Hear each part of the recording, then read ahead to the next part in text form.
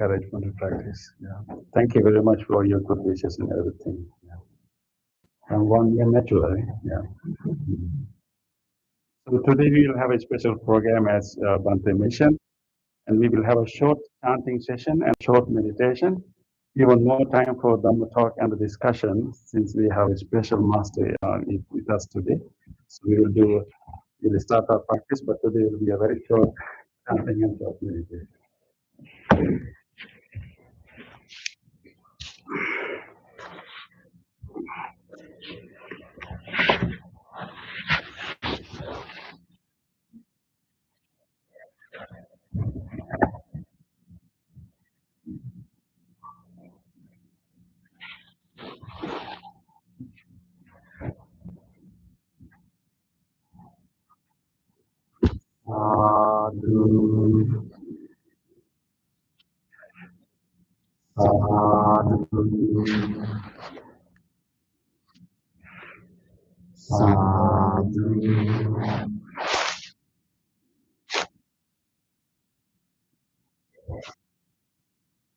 If you have a chanting first, if you want to follow our chanting book, you can use it. Please turn to page 5.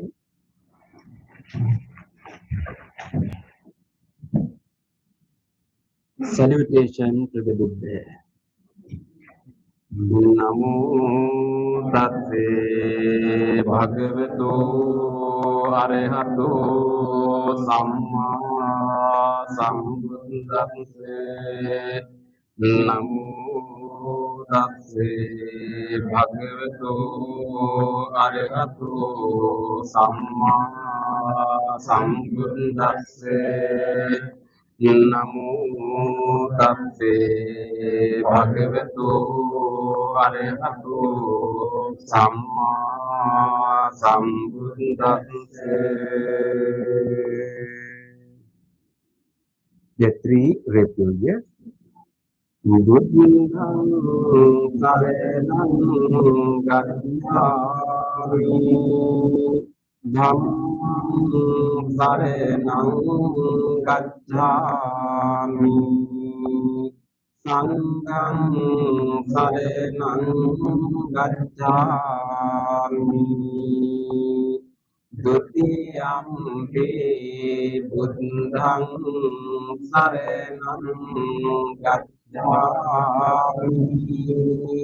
dutiyampi dhammam saranam gacchami, dutiyampi sangham saranam gacchami.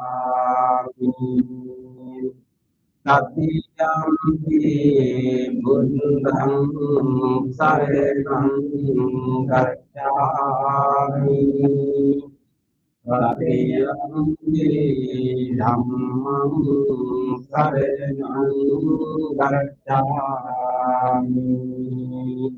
tatiyampi sangham saranam gacchami. Next page. The 5 precepts. Pāṇātiපාṭā vēremani sikkhapadang samadhiyāmi. Adinādānā vēremani sikkhapadang samadhiyāmi. Āmesu micchācārā vēremani sikkhapadang samadhiyāmi. Musāvādā vēremani sikkhapadang samadhiyāmi. Surameraya majje amadatthāna vēremani සික්ඛාපදං සමාදියාමි.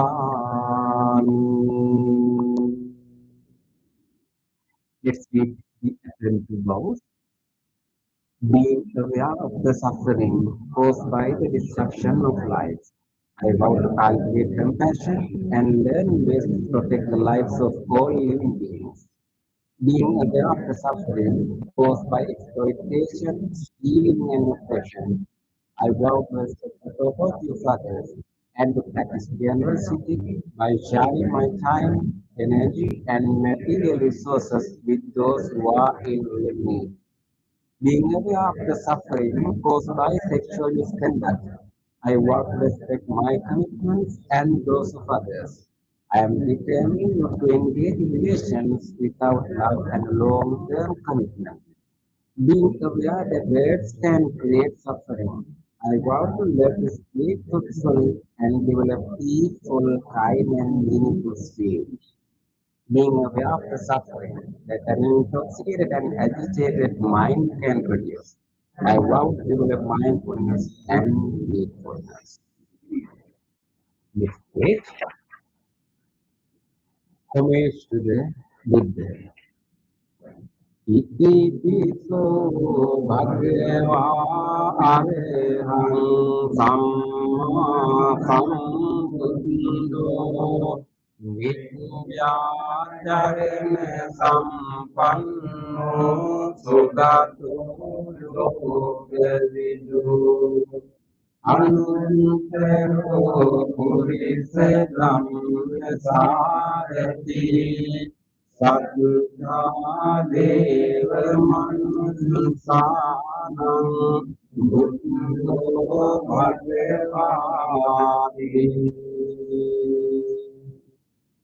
Homage to the Dhamma.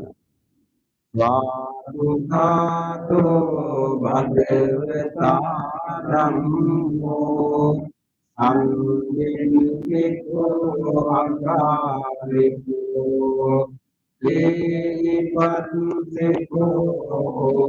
penahiko Padutantam veditamko Vinyodhite. Homage to the Sangha. Supatipanno bhagavato sāvaka sangho Nijopatipanno bhagavato sāvaka sangho Nyāyapatipanno bhagavato sāvaka sangho Amiti patipanno bhagavato sāvaka sangho Niyatitam gandhāri purisa yugāni Atthute purisa pungalā Yesa bhagavato sāvaka sangho Aruniyo Paruniyo Lakutiniyo Anjali Karaniyo Anuttaram Punyanukentam Bhotam Sāmi Sadhu, sadhu, sadhu. Next page. Offering. Offering of life. Dhansaram pradipudene dīpene tamdhanusena Nirobadipam samudham Udayami namo namo Offering of incense. Ramya Sambhara Yudhene Yudhenaham Sudhamvena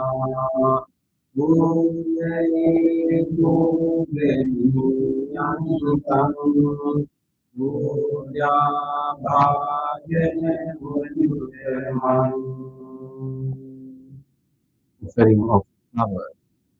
Vandegante Guru Vedam Edam Kusuma Sanpratim Pujayami Mundam Nirmale Sarori Puje Vibundam Kusumine Nene Mundine Tene Gabani Mokupang Kumpan Vitaya Tiyatari Dhammi Alokataya Sedhavam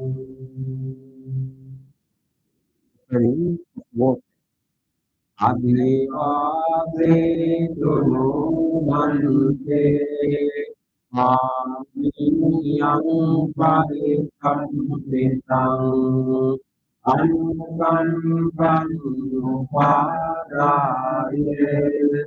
Adikan Ado Ilmu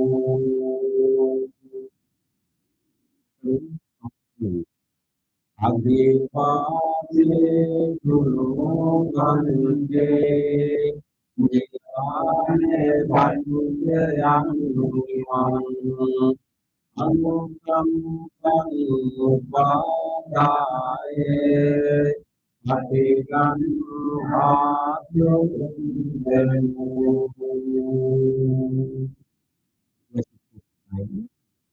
Wandani yang sabdani supate vedang hari kejatu maha bodhi Buddhang kademani sada Sadhu, sadhu, sadhu.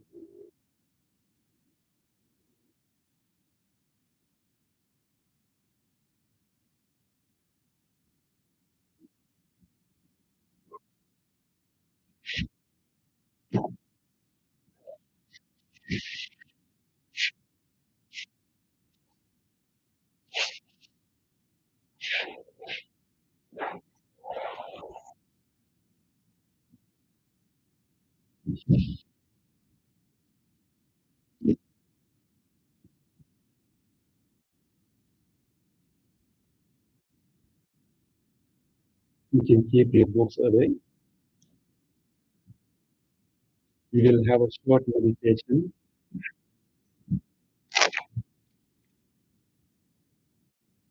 We are all spending a very auspicious, very precious moment in our life. We are here to listen to the wisdom of the Buddha and reflect in our own life and to grow in our spirituality, which is a wonderful way to conclude the year. So just rejoice this moment and make a determination that I will engage in this meditation wholeheartedly. And this wholesome moment will help us to prepare ourselves for a better year. Listen to the sound of the bell and to the chant and settle your body and mind and let everything settle down. And you can continue to count your body throughout the bell and the chant.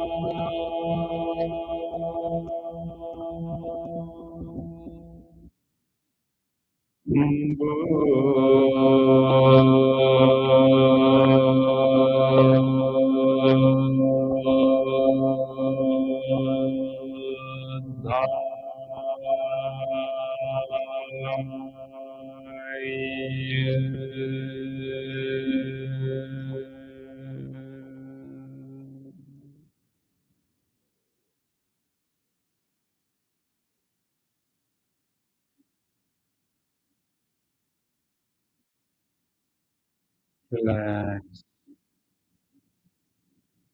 Now bring your whole attention to your own body. Simply what? How do you feel your body right now? Wherever your body is touching.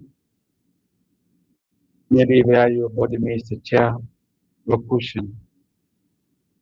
Wherever your body parts are touching each other. Wherever you have prominent sensations with your clothes. Just bring the attention to those sensations. And let your mind to be with the body.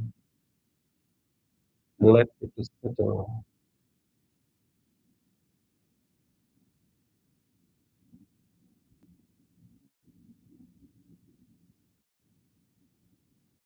This awareness of the body. We can allow this body to further relax. By simply letting the deep, long breath to go into our body, lengthening our breath a little bit, and releasing that breath very slowly, allowing the whole body to relax, release, and loosen up. Take such two long breaths very gently, gently lengthening your in-breath and release in the air, allowing the whole body to relax and release.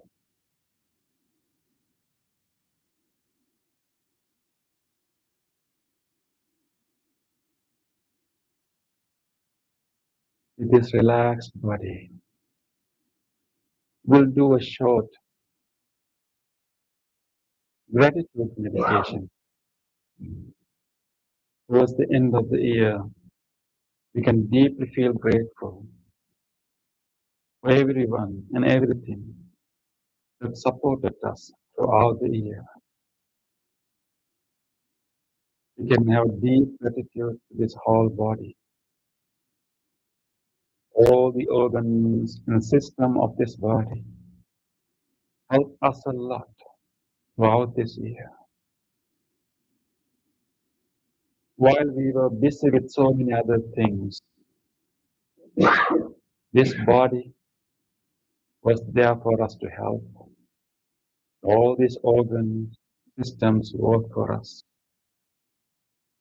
Let us develop a deep sense of gratitude, this whole body.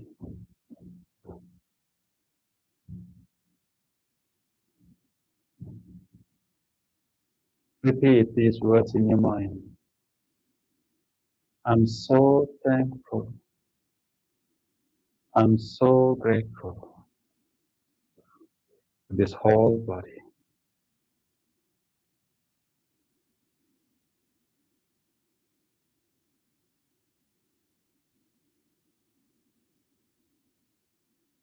Let that sense of gratitude reach every part of your body, all your sensory organs, your respiratory system,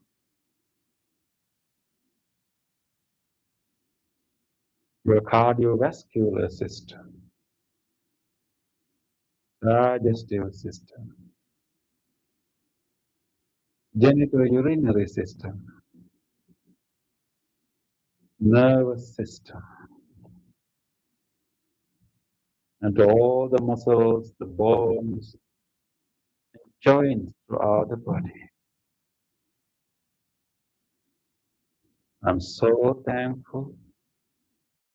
I'm so grateful for the continuous support of this body.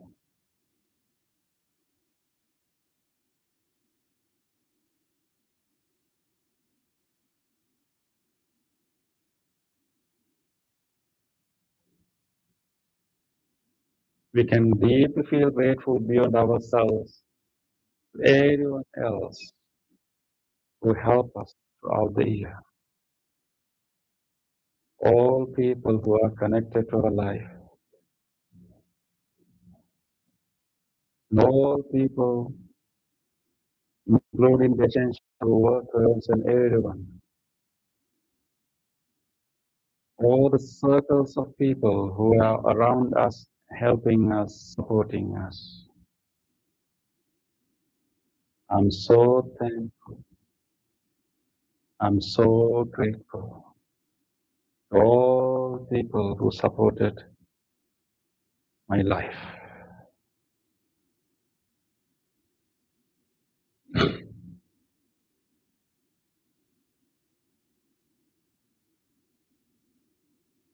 Let us expand this gratitude beyond people to any other creature, for this whole environment and the nature, including the trees, the plants, the clouds, everything around us. All these part of the nature have helped us a lot to enable our life. Let us have deep gratitude to each and everything around us. I'm so thankful. I'm so grateful. This whole nature around me.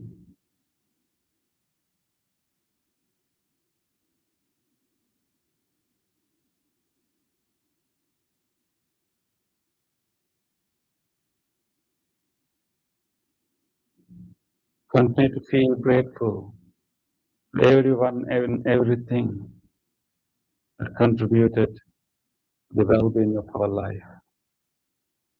Every breath, feel grateful. Keep feeling grateful, grateful, and grateful.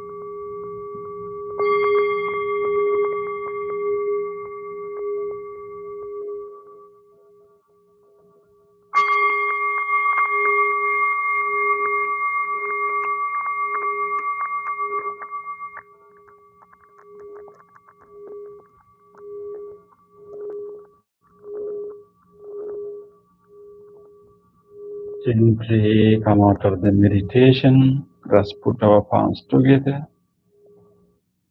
For the last time, let us again feel grateful for this opportunity to have this meditation.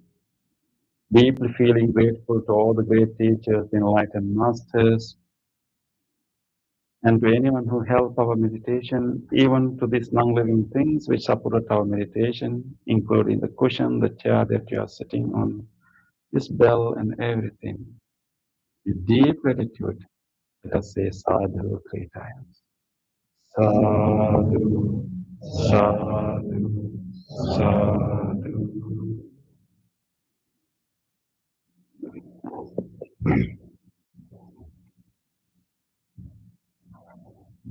Okay, it was a short meditation, but today we are so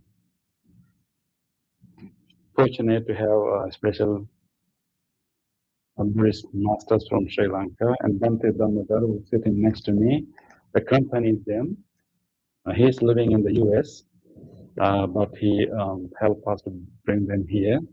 The two monks who came from Sri Lanka will be escorted to the hall right now. Yeah. Thank you, Bhante, for bringing them. Yeah. Yeah. And we are colleagues, and we know each other for about 26. Yeah, or don't say the number, Bhante. Yeah. How many years? Yes. We never thought that we'll end up in the US, right? Yeah, we had no plan when we're studying together. We had no plan to come to the US, and someone both of us ended up here.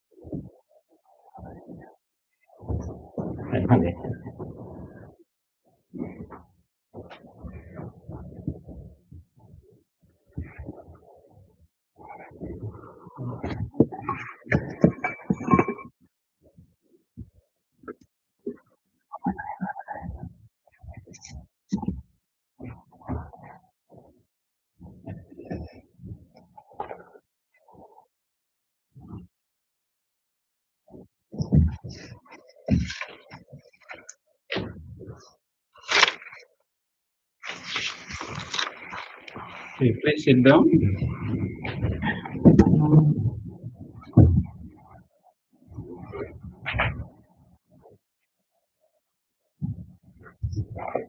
Most Venerable Sirs and dear friends in the Dhamma, and today is a very special day for all of us, and we are so honored and privileged to have a special uh, masters from Sri Lanka. And Bhante, who's the Bhante sitting next to me, is Most Venerable Kothmale Kumara KassapaThera, and he is one of the most sought after Dhamma speakers in Sri Lanka, and he's making a tour in North America, and we came to know about that, and we made effort to somehow bring him here, and we are fortunate that he gave us these dates, and Bhante Dhammagaru, who's sitting next to me, he helped us to bring him here, together with Bhante Most Honorable Kothmale Kumara Kassapa. We have another monk who came all the way from Sri Lanka, Venerable Ulhityavi KassapaThera. And on behalf of the resident monks and the whole congregation of our Kothmale Buddhist Center, let us say sadhu to welcome our Bhantes.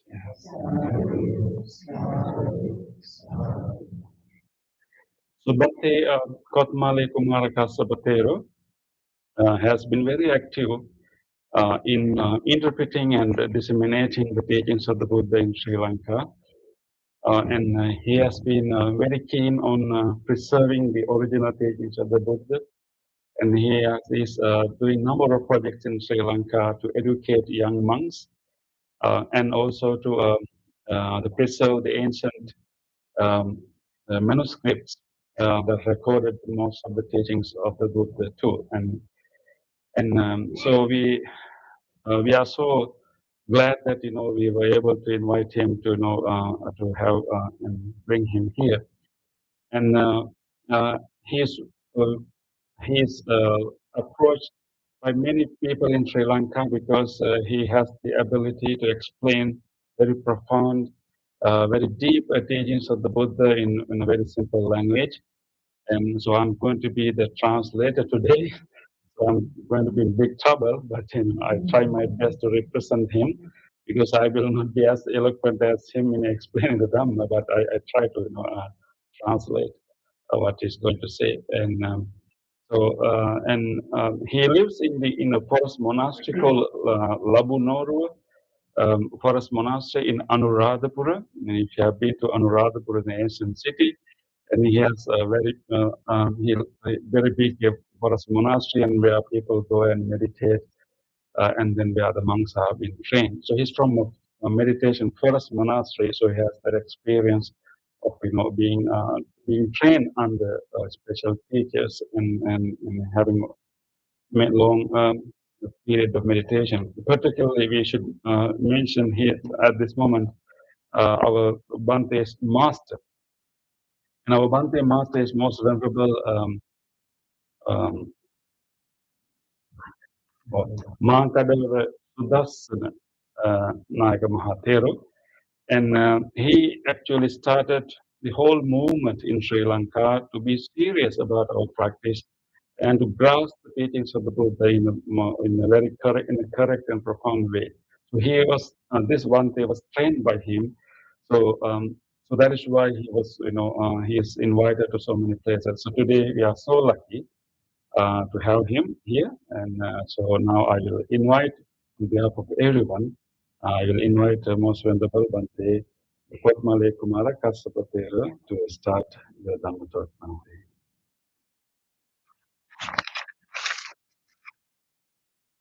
Namo tassa bhagavato arahato samma sambuddhassa.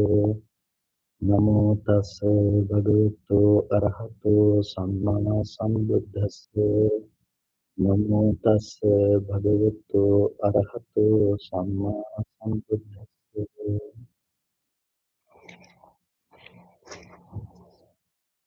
සුබ සන්ධ්‍යාවක් හැම දිනකටම ගුරුතුමී මහා සංඝරත්නයන් අවසරයි පින්වත්නි පළමුවෙන්ම විශේෂයෙන් පුණ්‍ය අනුමෝදනා කරනවා අපට අද දවසේදී මෙම දේශනය සඳහා ආරාධනා කිරීම වෙනුවෙන් බෞද්ධ විහාරස්ථානයේ ගෞරවනීය ස්වාමීන් වහන්සේලාට. Good evening, everyone. Most venerable sirs and dear friends of the Dhamma. First of all, I would like to express my thanks and gratitude for this invitation to the monks in the Pittsburgh Buddhist Center. අද දවසේදී අප සාකච්ඡා කරන්නට බලාපොරොත්තු වෙන්නේ භාවනාව පිළිබඳව. භාවනාව පිළිබඳව විශේෂයෙන්ම සැලකිල්ලට ගන්නකොට අපිට භාවනාව බුදුරජාණන් වහන්සේ ලෝකෙ පහළ වීමට පෙර ආත්ම ඉඳන්ම පැවතෙන දෙයක් හැටියට හඳුනා ගන්නට පුළුවන්කම තිබෙනවා. දෙක්මය එක ආගමක විතරක් තිබෙන දෙයක් නෙමෙයි, විවිධ ආගම් තුළ විවිධාකාර භාවනාවන් අපට දකින්නට පුළුවන්කම තිබෙනවා. Today we are going to discuss about bhavana, which is translated to English as meditation. And when we talk about meditation or bhavana, we need to remember we should know that it is common in many spiritual traditions. Even before the Buddha, there were methods of meditation, and then so it's not something that is limited to one religion, and it is practiced by so many spiritual traditions. බුදුරජාණන් වහන්සේ ලෝකේ පහළ වීමට පළමුවෙන් පවා විවිධ භාවනා සිද්ධ කරලා ඒ භාවනාවන් තුළ ඉහළ ප්‍රතිඵලයන් ලබාගත් බොහෝ දෙනෙක් හිටියා. නමුත් ඒ බුදුරජාණන් වහන්සේ ලෝකෙට පහළ වීම තුළ දේශනා කළේ ඒ ලෝකෙ තුළ ඒතාක් දකින්නට තිබුණු භාවනාවමද කියන එක පිළිබඳව අප විමසා බැලීම ඉතාම වැදගත්.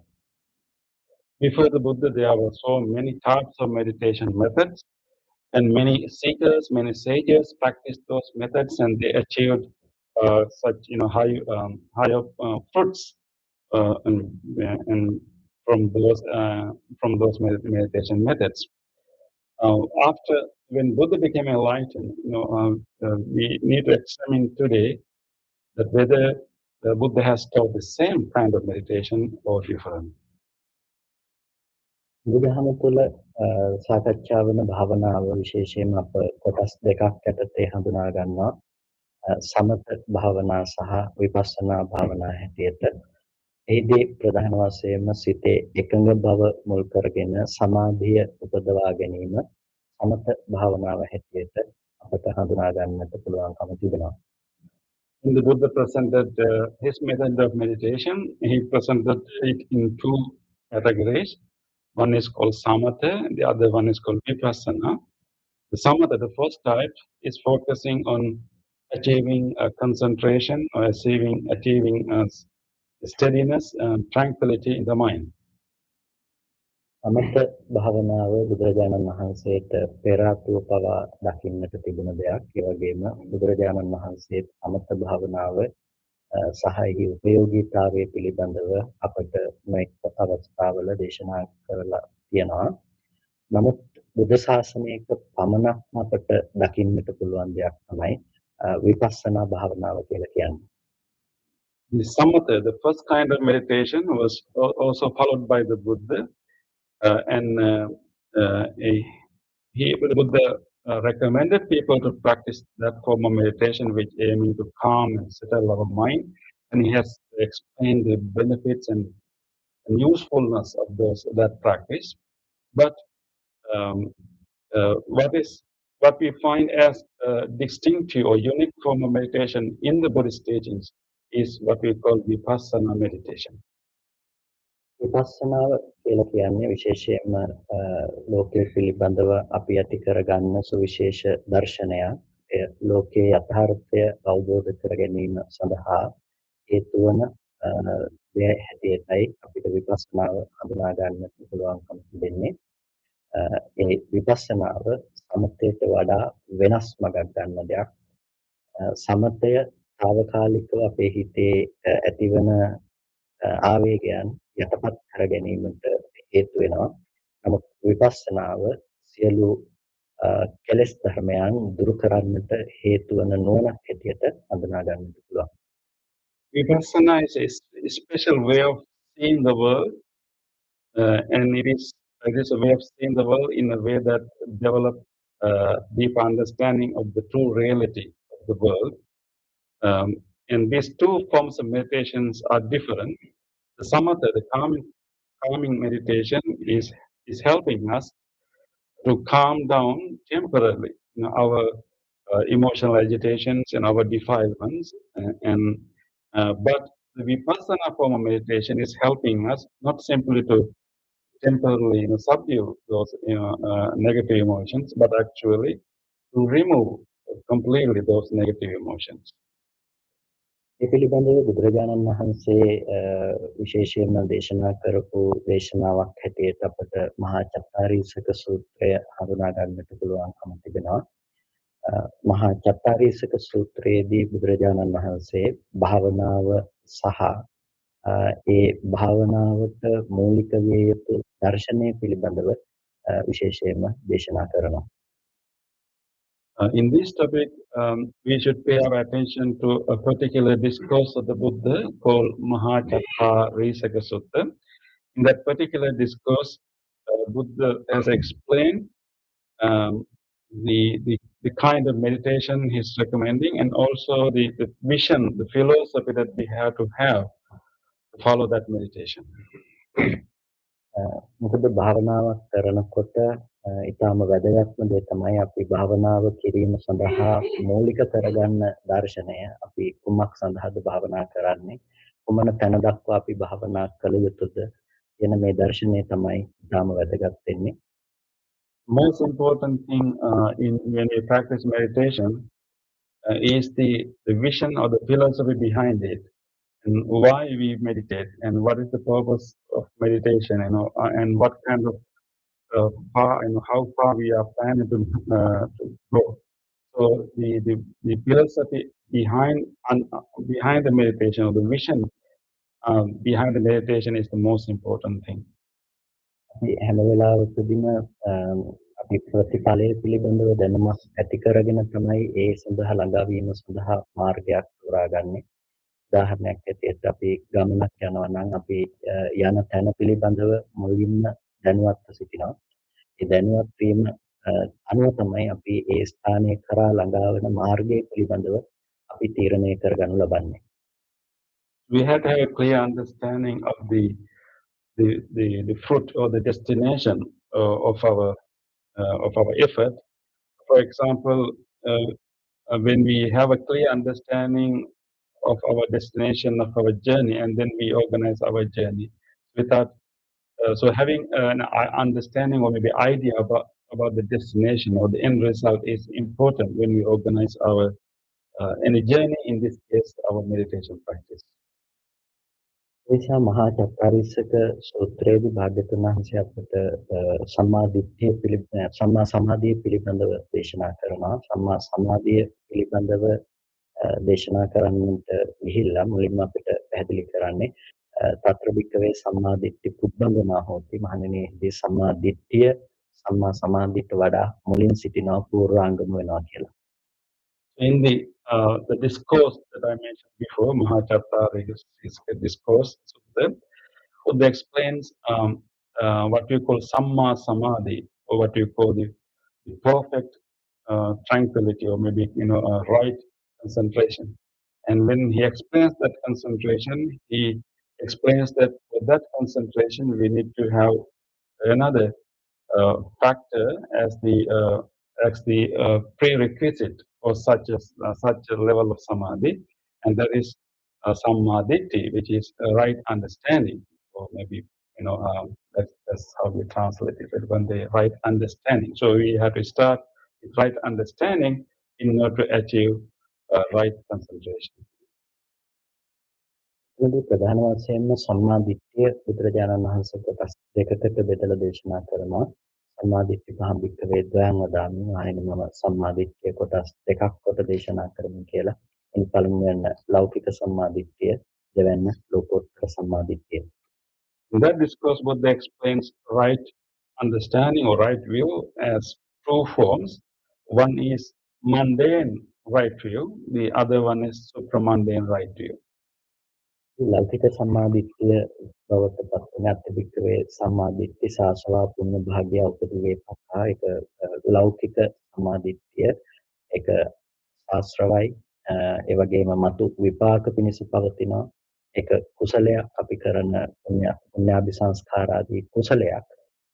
ඒක හැබැයි හුදෙක් මේ අවිද්‍යා චක්‍රයට අනුව පවතින මේ සංසාරික ප්‍රවර්තනයෙන් මිදෙන්නට සමර්ථ වූවක් මේ මේ අවිද්‍යාව මුල් කරගත්ත දෙයක් හැටියට තමයි අපිට ඒක දකින්න පුළුවන්කම තියෙන්නේ. First level of right view, which is mundane level of right view, is still connected to defilement. It gives us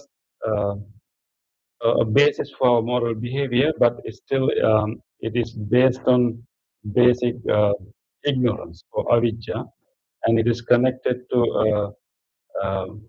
merits. So it's good, but not completely okay.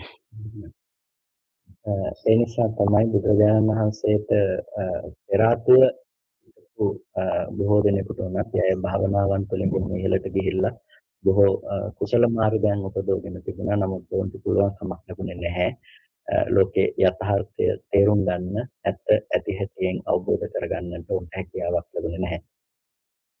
So there were many other seekers and sages who actually practice meditation to higher level and then achieve so many high states of the mind, but they were not able to completely eradicate suffering or completely get rid of the cycle of samsara, birth and death, because they were limited to they didn't have the complete right view. මොකද ඔවුන්ට හැම වෙලාවකදීම ලෞකික සම්මාදිට්ඨිය උපදවගෙන තිබුණා. සියලු දුකට මූලය වන පුද්ගලයා ඉතුරු වෙනවා. මම එන තමන්ව හඳුනා ගන්නා බව බාහිරව හෝ ආධ්‍යාත්මිකව ඉතුරු වෙනවා. Although they have a mundane level of right view, um, and but in their because of the lack of the complete or maybe Subramanian right view, they are still left with the sense of I. Yeah, they are still left with the self. බොහොම සරල උදාහරණයක් හැටියට කිව්වොත් බොහෝ භාවනා කරන අය අත්විඳින තත්ත්වයක් තමයි භාවනාව තුළ සිත එකඟ වෙනකොට සියලු බාහිර අරමුණු දැනෙන්නේ නැතුව ගිහිල්ලා බොහොම හිස් බවක් අරමුණු වීම. ඒක බොහෝ වෙලාවට යෝගාවචරය අත්විඳින තත්ත්වයක්.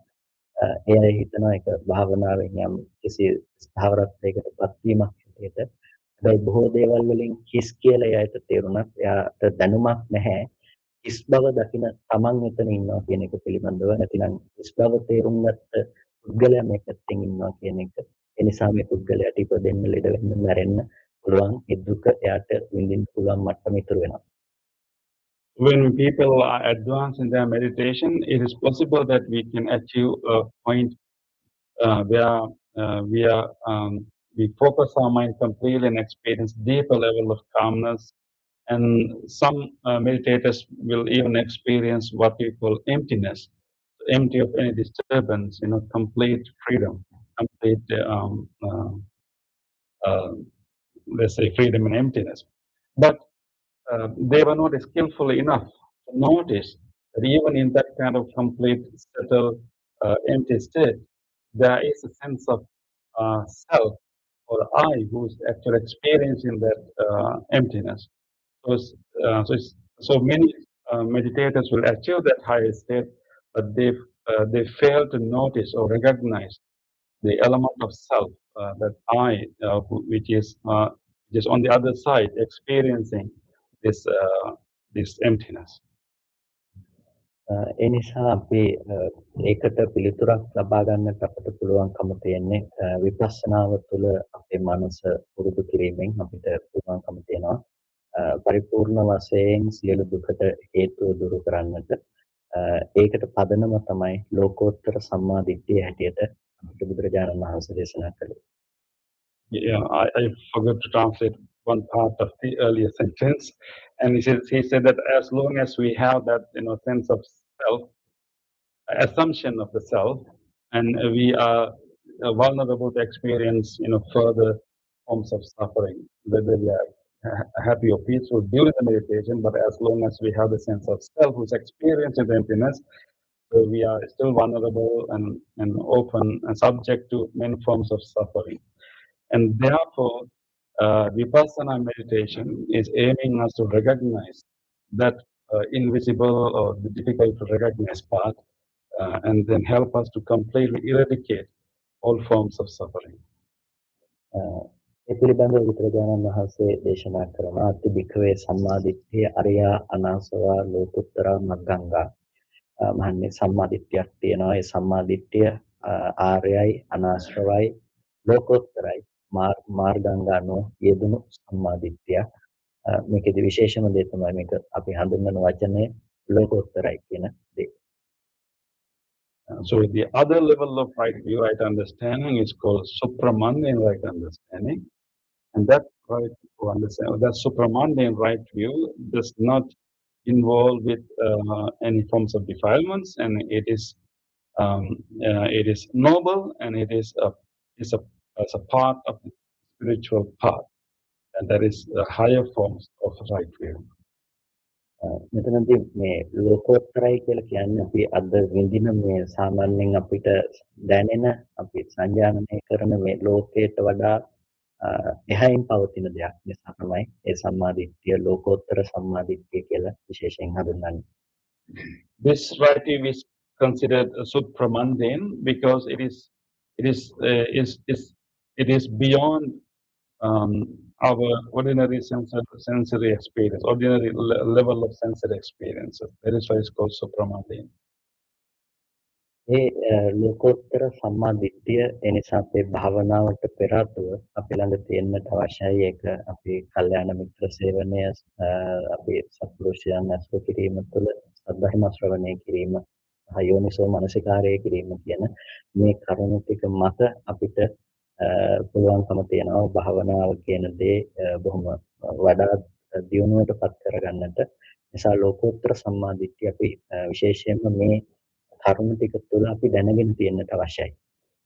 We need to have this supramundane right view in order to have true progress in our meditation in the way that we completely eradicate suffering.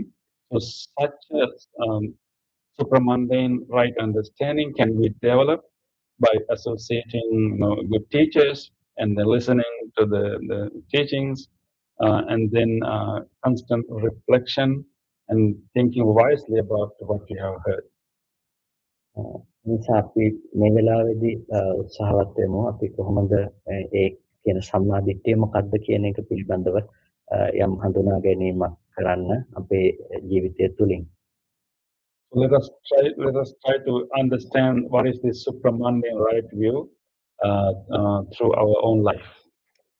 බුදුරජාණන් වහන්සේ අපට දේශනා කළේ අපේ ජීවිතවලින් පරිබාහිරව භෞතිකව පවතින දෙයක් පිළිබඳව විශ්ලේෂණය කිරීමක් නෙමෙයි අප තේරුම් ගත යුතු දර්ශනය හැටියට පෙන්වන්නේ අපි ජීවත් වෙන තැන පිළිබඳව ඇති කරගන්න අවබෝධයයි අපට මේ දර්ශනය හැටියට පෙන්වන්නේ. What the Buddha mean by this supramundane right view is not to develop some deep understanding about any material things around us, but a deep understanding of our own position, our own status.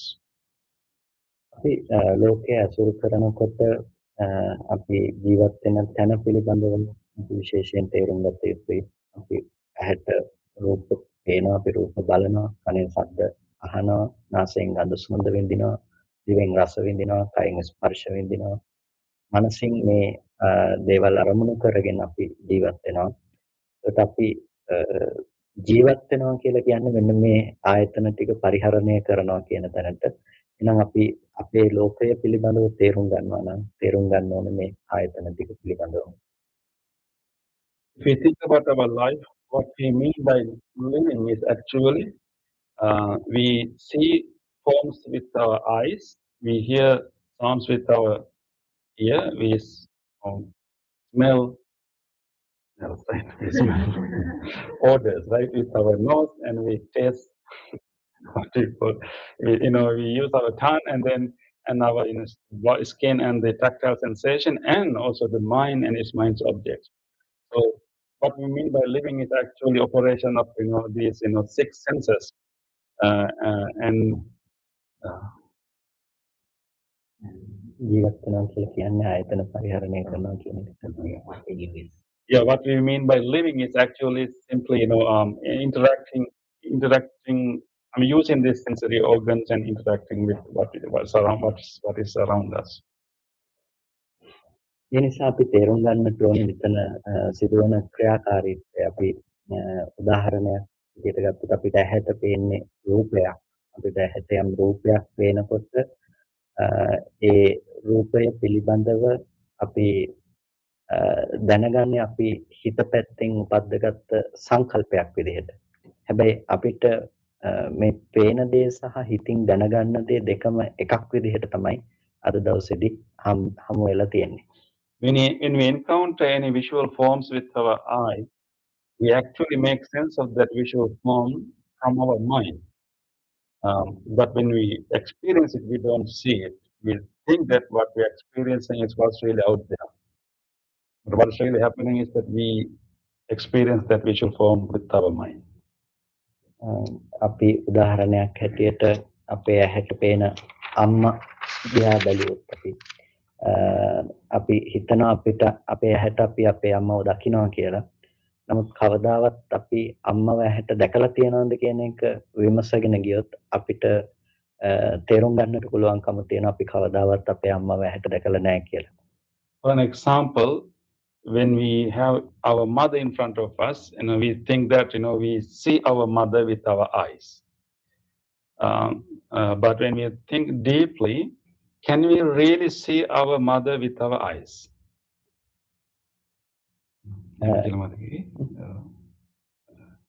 So we have to question: can we ever see our mother with our eyes? එතකොට දැන් අපි බැලුවාම අපේ අම්මද අපිට ඇහැට පේන්නේ කියන එක පිළිබඳව අපිට හිතලා බලන්නට දෙයක් තියෙනවා. ඒ පේන රූපය ඇයි අනිත් හැමෝටම අම්මා නොවි අපිට විතරක් අම්මා වෙන්නේ කියන එක. So when we consider that question, we have to ask why that image that we are seeing it becomes a mother only for us but not for others. එතකොට අපි ඇහැට රූපයක් පේන තැනක අපි හිත පැත්තේ උපද්දගත්ත සංකල්පනාව අපේ අම්මා කියලා අපි හිත පැත්තේ දැනගත්ත දේ අපි ඒක රූපයේ පැත්තට දාලා ප්‍රක්ෂේපණය කළ රූපයේ පැත්තට පතිත කරලා අපි අම්මා ලෝකෙ තුල ජීවත් වෙන කෙනෙක් හැටියට කල්පනා කරනවා. When we see the image and we use the idea, the concept of the mother from our mind, and then we project that concept to what we see, and then we think that such a person is there, living there. මේ නිසා තමයි අපිට ලෝකේ දුක ගෙනත් දෙන්න පුළුවන්කම තියෙන්නේ. යම් කිසි විදිහකින් අපි අපේ හිත පැත්තෙන් ගේන ආදරණීය අම්මා රූපේ පැත්තෙන් දකිනවා නම් ඒ රූපේ වෙනස් වෙනකොට අපේ ආදරණීය අම්මගේ වෙනස් වීම තමයි අපිට දැනෙන්නේ. ආදරේ ප්‍රමාණයට අනුව අපිට දුක එනවා. When we project the idea, the concept of the mother from our mind to what we see, and then we think that what we see is this, what I have in my mind, and then whenever that form is decaying or changing, and we experience suffering. අපි හැම වෙලාවකදීම බාහිර වෙනස් වීම නිසා දුක එනවා කියලා දකින නිසා තමයි අපි උත්සාහවත් වෙන්නේ බාහිර වෙනස් කරලා දුක නැති කරගන්න. So we think that our suffering, our pain is arising because of the change of the form that we are seeing. Therefore, we try to fix that external form in many ways. අපි අපේ ප්‍රශ්න වලට උත්තර හොයන විදිහ ගැන අපි බොහොම සරලව කතා කළොත් අපිට උදාහරණයක් හැටියට දෙන්නෙක් බැන ගන්නවා රණ්ඩු වෙනවා අපිට මේක අහුණා කියලා අපිට කිසිම දුකක් දැනෙන්නේ හෝ ඒ පිළිබඳව අමනාපයක් ඇති වෙන්නේ නැහැ. හැබැයි අපිට ටිකක් මේක අහගෙන ඉන්නකොට තේරෙනවා මං ගැන තමයි කතා වෙන්නේ මට තමයි බනින්නේ කියලා. එතකොට අපිට ඒ ගැන ඇති වෙනවා ගැටීමක් සහ දුකක් අපිට ඇති වෙනවා. So we try to find solution to our problems by changing outside world. For example, when you hear two people are blaming or shouting or blaming, initially you may not feel any feeling, but when you realize that people are blaming you, then suddenly you start to feel suffering. එතකොට අපි වචන ටිකේ දුක තියනවා කියලා හිතාගෙන ඉන්න නිසා අපි හැමදාම උත්සාහවත් වෙනවා අනුන්ගෙන් ඒ වචනේ ඇහෙන්නේ නැතුව ඉන්න. ඇත්තටම අපිට දුක ගෙනාවේ වචන ටික නම් ඒක කලින් ඇහෙන වෙලාවෙ ඉඳලම දුක එන්න ඕනේ. හැබැයි අපිට දුක එන්න පටන් ගත්තේ මේක මට බනිනවා කියලා අර වචන ටික අල්ලගත්ත වෙලාවෙ ඉඳලා. So as a way to get rid of the suffering, we try to not to hear those kind of words. But if the words are the main source of suffering, we should feel suffering even earlier when we heard those words. But the suffering starts to appear in our mind only when we realize that this people are blaming me. So the words do not really create suffering. ඒ නිසා අපිට බැනුම් අහන්න නැතුව ඉන්න ඕනේ නම් බැනුම් අහන දුක නැති කරන්න ඕනේ නම් අපි කරන්න ඕනේ ලෝකෙම ඉන්න මිනිස්සුන්ගේ කටවල් වහන එක නෙමෙයි අපි කරන්න ඕනේ අර වචන ටික අල්ලගන්න නැති විදිහට අපේ මනස හදාගන්න එක. So if you want to be free from the suffering that we get from blames, what we have to do is not to try to like shut everyone's mouth around the world, but actually change our mind in a way that those words will not create suffering in our mind. ඒත් අපි ලෝකේ වැඩ කරනකොට අපි උත්සාහවත් වෙන්නේ ලෝකේ වෙනස් කරලා මෙහි දුක නැති කරගන්න. හැබැයි ඒක අපිට කවදාවත් ප්‍රායෝගිකව කරන්න පුළුවන් කමක් නැත්තේ නැහැ. So when we live our life, we try to change the world, try to change the external conditions to stay happily and peacefully, but that's not going to be practical. එනිසා බුදුරජාණන් වහන්සේ දේශනා කළේ වහින වෙලාවට නොතෙමින් ඕන කෙනා අහස වැහෙන්න කුඩයක් ඉහළනවට වඩා ඔළුව වැහෙන්න කුඩයක් ඉහළ ගන්නවා වගේ දෙයක් තුල තමයි අපිට දුක නැති කරගන්න ක්‍රමය ගැන දේශනා කළේ. The Buddha has given us these teachings to help us to be free from suffering, just like when it is raining, instead of try to cover the whole sky, we just cover our own head with an umbrella. So that's the kind of technique that Buddha has taught us to get rid of suffering. එනිසා අපි විශේෂයෙන්ම ලෝකෝත්තර සම්මාදිට්ඨියෙන් කරන්නේ අන්න ඒ කාරණාව අපිට ලෝකයේත් එක්ක අපි වැරදි විදිහට බැඳීම ඇති කරගන්න තැන තියෙන යථාර්ථය පෙන්වා දීම තමයි අපි එතනදී සිද්ධ කරගන්නේ. The Supramanian right view is helping us to understand this mistake that we are doing, and how we mistakenly how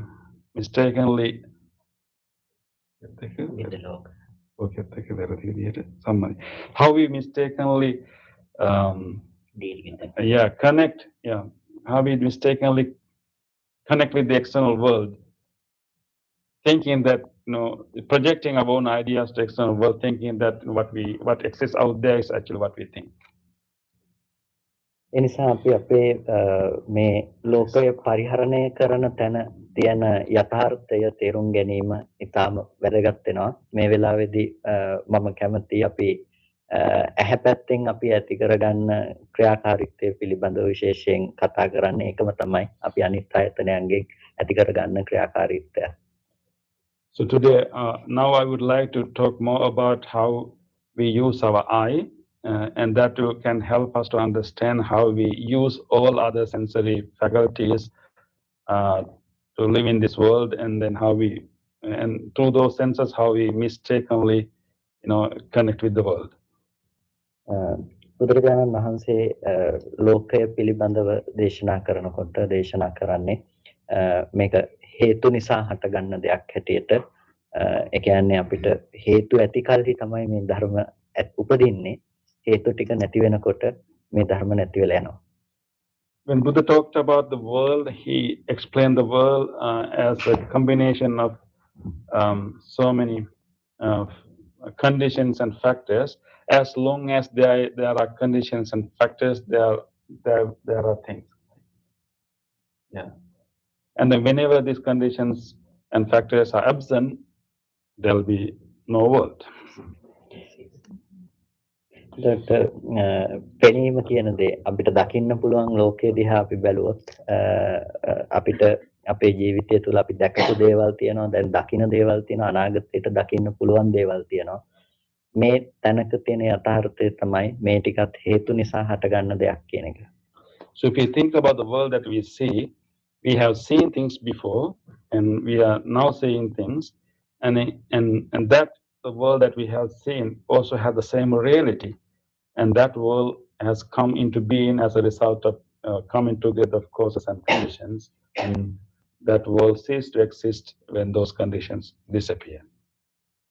මෙතනදී පළවෙනි දේ තමයි අපිට ආධ්‍යාත්මික පැත්තෙන් තමන්ගේ පැත්තෙන් ඇහැ තියෙන්නට ඕනේ.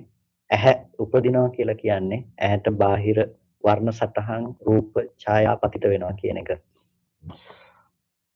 When you talk about the eye, the arising of eye means actually it means actually the meeting of external forms with this sensory organ, and the real beginning of eye is that meeting. එතකොට ඇහැට කොච්චර රූප ආවත් අපිට ඒ පිළිබඳව දැනගන්න පුළුවන් කමක් නැත්තේ නැහැ. ඒ ඇසුරු කරගෙන අපිට හිතක් උපදින්නේ නැත්තම්. No matter how many visual forms are meeting this sensory organ, we will not be able to um, have any connection or any awareness of it if we don't connect our mind to it. උදාහරණයක් ඇටියට මේ අවසාන මල් බඳුනේ තියෙන සුදු පාට මල් ටික දැන් මම පෙන්වන නිසා දකි.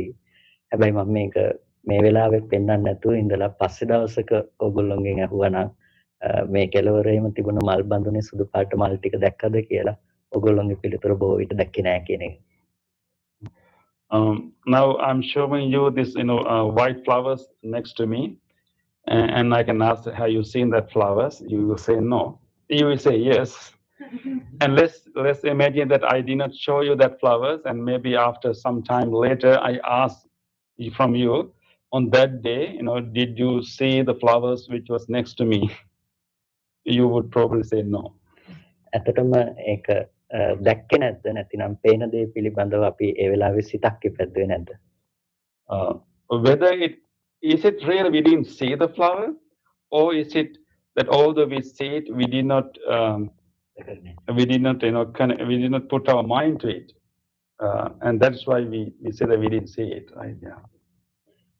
එතනදි සිද්ධ වෙන්නේ අපි ඒ පිළිබඳව සිතක් ඉපැද්දුවේ නැති එක. එතකොට අපිට දැකපු දෙයක් පිළිබඳව අපිට දකින්නවා කියන දේ ගොඩ නැගෙන්නේ කරුණු තුනක් පදනම් කරගෙන. ඒ තමයි ඇස, ඇහැට එන වර්ණ සටහන සහ ඒ පිළිබඳව දැනගන්න හිත කියන මේ තුන් දෙනාගේ එකතුව ඇති තැනක. So the seeing is occurring when the three conditions come together.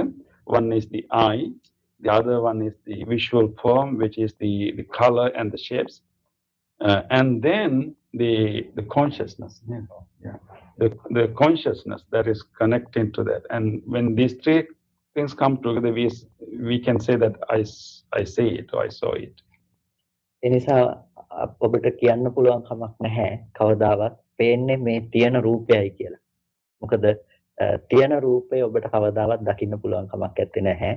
දකින්නේ හැම වෙලාවකදීම යම් මට්ටමකට ඔබේ ප්‍රසාදය තියෙනවා නම් ඇහැ තියෙනවා නම් ඒ මට්ටමේ රූපය තමයි ඔබ දකින්නේ.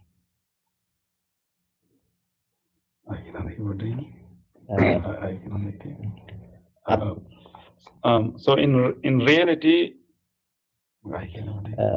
අපි බාහිර තියෙන රූපය කොච්චර දකින්නවා කියලා කිව්වත් අපිට ඒ තියෙන රූපය දකින්න පුළුවන් කමක් නැත්තේ නැහැ. අපි දකින්නේ හැම වෙලාවකදීම ඇහැට ආපු වර්ණ සටහන ඇහි ස්වභාවය අනුව ගෝචර කරගන්න දේ තමයි අපි දකින්නේ. So although we think that we see what is existing out there, we will never be able to see what is there. We can only see the colors and the shapes that are coming through our eyes, and that is all what we can see. උදාහරණයක් ඇටියට අපි මේ මල් ටික දිහා බැලුවත් බල්ලෙක් වගේ සතෙක් යාට පේන විදිහත් අපිට පේන විදිහත් දෙවියෙකුට පේන විදිහත් ඒක සමාන නෑ, ඒක අසමානයි. කාටද මෙතනින් හරිම පෙනීම පේන්නේ?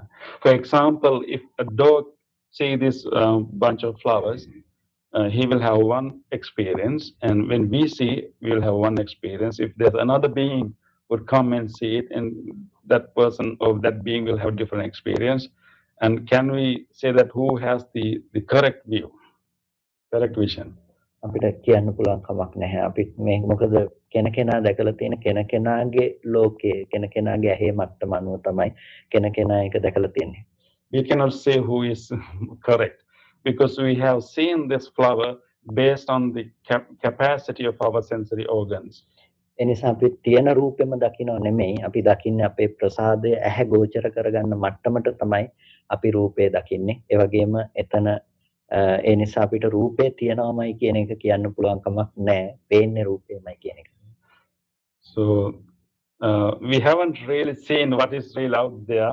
We have only seen what our eyes capable of, what is coming to our eyes, and therefore we cannot really say that we see the world as it is.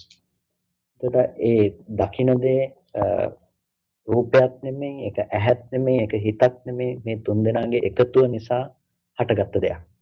So what we really see is not the external form and not the eye and not only the mind, but actually the combination of all these three, the visual form, the eye, and the consciousness.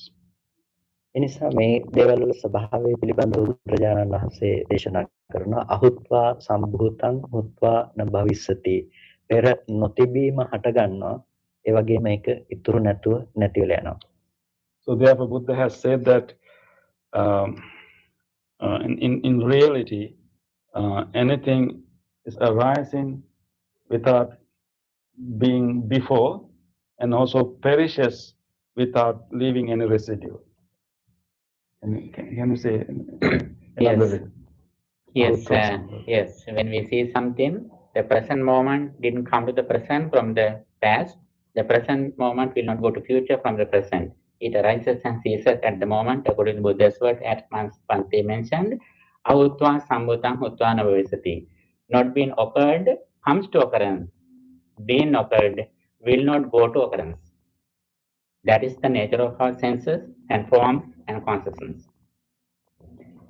එතකොට අපිට පෙර නැති වී ඒ කියන්නේ ඉතුරු නැතුව මේක නැති වුණා නම් අපි කොහොමද මොහොතකට කලින් හිටපු නැතිනම් අවුරුදු ගාණක් අපිත් එක්ක ඉන්න අපේ අම්මව දකින්නේ. If the visual form that we see perishes without any residual at that moment, and how we can say that that the mother we have seen many years ago still, live in the same way right now. එතකොට අපි අම්මව දකිනවා කියලා අපි දකින්නේ අපි දැකපු රූප අනුසාරයෙන් අපි ඇසුරු කරගත් අපේ සංකල්පනාවක්ම අපේ සංඥාවක්ම දැනගන්න එක තමයි අපි කරන්නේ. එතකොට අපි කැමති වෙන්නේ අපි බැඳෙන්නේ අපි ආදරය කරන්නේ අර මනස තුල ගෙනල්ලා දෙන සංකල්පයට මිසක කොයි වෙලාවකවත් එළිය තියෙන රූපෙට නෙමෙයි. When we say that we see our mother, what we are really seeing is not really someone out there, but actually the concepts, the images that we have constructed over the years in our mind. So that is what we project on that visual form. And so in that case, we will never see the mother. අපි කොයි ආකාරයකට කිව්වත් ඒ කියන්නේ කොහොම අපි හිතුවත් බාහිර ලෝකේ ඉන්න අම්මන්ට තමයි අපි ආදරේ කියලා අපි ඇත්තටම ආදරේ කරලා තියෙන්නේ අපේම සංකල්පයකට ඒකයි සංකප්ප රාගෝ පුරිසස්ස කාමෝ කෙනකෙනාගේ සංකල්පනාවට තමයි කෙනකෙනා ඇලුම් කරන්න කියලා බුදුරජාණන් වහන්සේ දේශනා කළේ. When we say that we love our mother, we actually love our image and the concept of we love what we love is actually our own concept and the image of the mother, and that is why Buddha has a special statement, Sankappa Raga Purusasa Kama. How you translate that one thing? Yes, and the karma attachment arises because of our mental condition. It doesn't belong to outside material world. When we see something, when we experience something through our senses, the attachment arises according to our intention, according to our mental situation, mental formations. It doesn't depend on outside material world. It depends on our spiritual world. So we cannot blame the other things for generating desire in us, right? Mm-hmm. Yeah. Yes. එතකොට අපි හැම වෙලාවකදීම ලෝකයේ පිළිබඳව අපේ ඇලීම් තියෙනවා නම් ගැටීම් තියෙනවා නම් අපි ඇලෙන ගැටෙන බැඳෙන මේ හැමතැනක්ම අපේ සංකල්පමය වශයෙන් අපි හදාගත්ත දේවල් එක තමයි අපි මේ ගනුදෙනුව කරගෙන ජීවත් වෙන්නේ. If you have any forms of attachment, or any form of conflict or resentment towards anything, and that is not really related to what is out there. It is related to our own concepts and images that is inside of us. එනිසා අපිට මෙතනදී තේරුම් ගන්නට ඕන දේ තමයි ලෝකේ පවතින යථාර්ථය ඒ මොහොතේ හටගෙන නිරුද්ධ වෙන හුදු ධර්ම ටිකක් ඒක කවදාවත් අපිට අම්මා තාත්තා වටින නොවටින දේවල් ආදී ලෙස ඇසුරු කරන්නට පුළුවන් කමක් තියෙන දෙයක් නෙමෙයි කියන එක. The reality of the world is a constant occurrence of phenomena that are arising new and then perishing without leaving any residual, and therefore we cannot assign any value or any categories to those things that we experience in real sense. මොකද ලෝකෙට අපි වටිනකමක් දෙන්නේ ලෝකෙ තුල නොවටිනකමක් දකින්නේ ඒකත් අපේ සංකල්පනාව පැත්තෙන් අපි ගත්තොත් ඩොලර් 10ක නෝට්ටුවක් දිහා ගත්තොත් මේ කඩදාසි කොලයකට වටිනකමක් නැහැ. පුංචිම දරුවෙකුට අපි ටොෆි එකක් කටින් තියලා මේ මේ දෙකෙන් කැමති එකක් ගන්න කිව්වොත් එයා ටොෆිය ගන්නවා ඩොලර් 10 ගන්නවට වඩා. So we assign value to the things that we see based on our own images and concept. And good example would be if we show a $10 bill to a child, he may not assign any value to it. And if you put a $10 bill and a candy, surely the little child will choose the candy, not the $10 bill, because he doesn't assign any value to that piece of paper. මේ ළමයා දවසක දැනගත්තොත් dollar 10ට එක ගොඩක් ගන්න පුළුවන් කියලා එදාට එයා dollar 10 තෝරගන්නවා. Once he learned, not learn, once he learned that $10 can buy more candies, he will definitely choose the candy. So we cannot say he actually learned. Actually, he misinformed, right? Yeah. Not really. එතකොට ඒ වගේ අපි හැම වෙලාවකදීම කරන්නේ අපි මනස තුල හදාගන්න වටිනකම බාහිර තියෙන දේ හැටියට බාහිරට දාලා බලන එක. So what we are always doing is actually the values that we generate in our mind, we project it to external things and phenomena, and that's what we do. එනිසා අපි හිතෙන් දැනගන්න එකේ නෙමෙයි වරද තියෙන්නේ. අපි දැනගන්න දේ බාහිර තියෙන බවට අල්ලගන්න එකේ වරද තියෙන්නේ. අපි නතර කරන්න ඕනේ දැනගැනීම නෙමෙයි. ඒක බාහිර තියෙනවා කියලා අල්ලගන්න එක තමයි නතර කරන්න ඕනේ. So what we have to learn to stop is not this process of knowing things outside, things that we encounter, but believing that the way we see things, experience things, exist exactly the same way outside there, and that is what we should try to see and stop.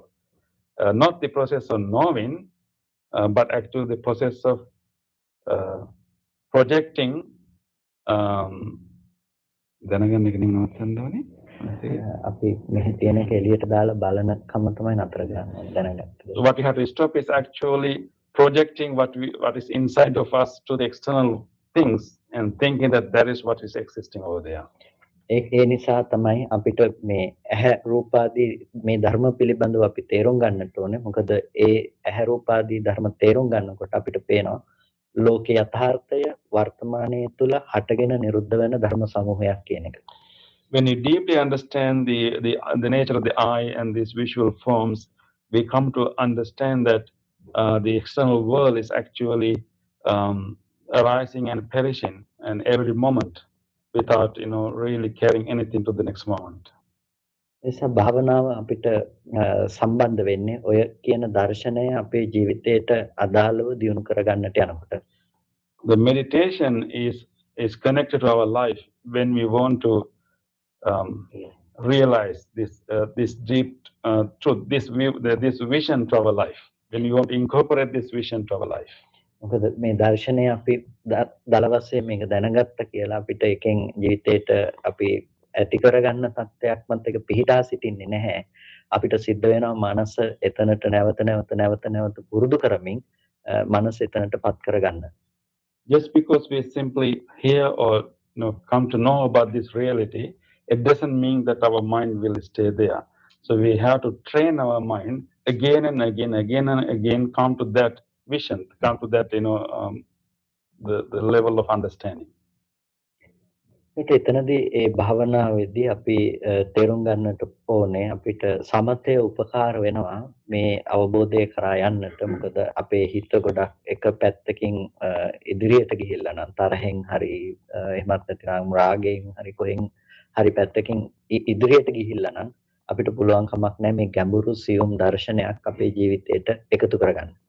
So for this kind of exercise, we need the first kind of meditation, which is samatha, the calming meditation, because we will not be able to comprehend or incorporate this deep understanding if our mind is not balanced, if our mind is unclear.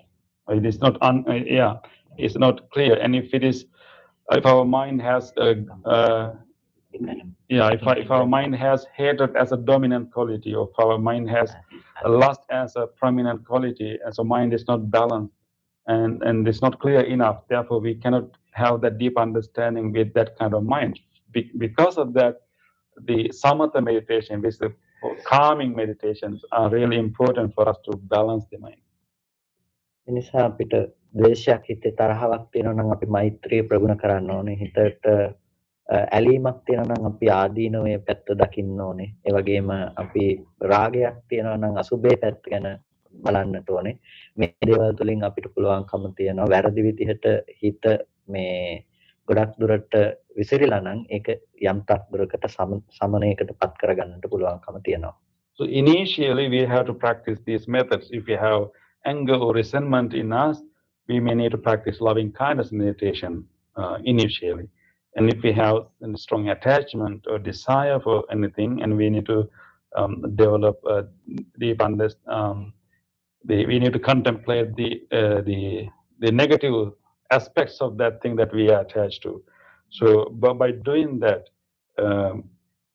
we can bring our mind to a calm level. The mind will not be dispersed. So that's what we have to do initially. ඒ විදිහට මනස මධ්‍යස්ථ භාවයට පත් කරගත්තට පස්සේ අපිට පුළුවන් අරමුණු පිළිබඳව විපස්සනා කරන්නට නැතිනම් නුවණින් දකින්න ඊට පස්සේ අපිට පුළුවන්කම ලැබෙනවා.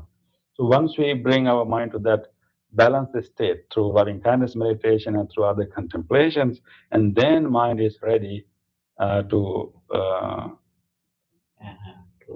reflect on reality. To reflect on the true nature of the reality. හිතට ඒ වගේ වෙලාවකදී අපි එක අරමුණක් තුළ අපි ඉස්සෙල්ලා මානසිකාරය කරන්න පටන් ගන්නවා. යෝනිසෝ මානසිකාරය පවත්වන්න අපි ඔය කතා කරපු දර්ශනය අනුසාරයෙන් ඒ තමයි අපි පළවෙනියටම ආරම්භ කරන විදිය. එක අරමුණක් අරගෙන ඒ අරමුණේ.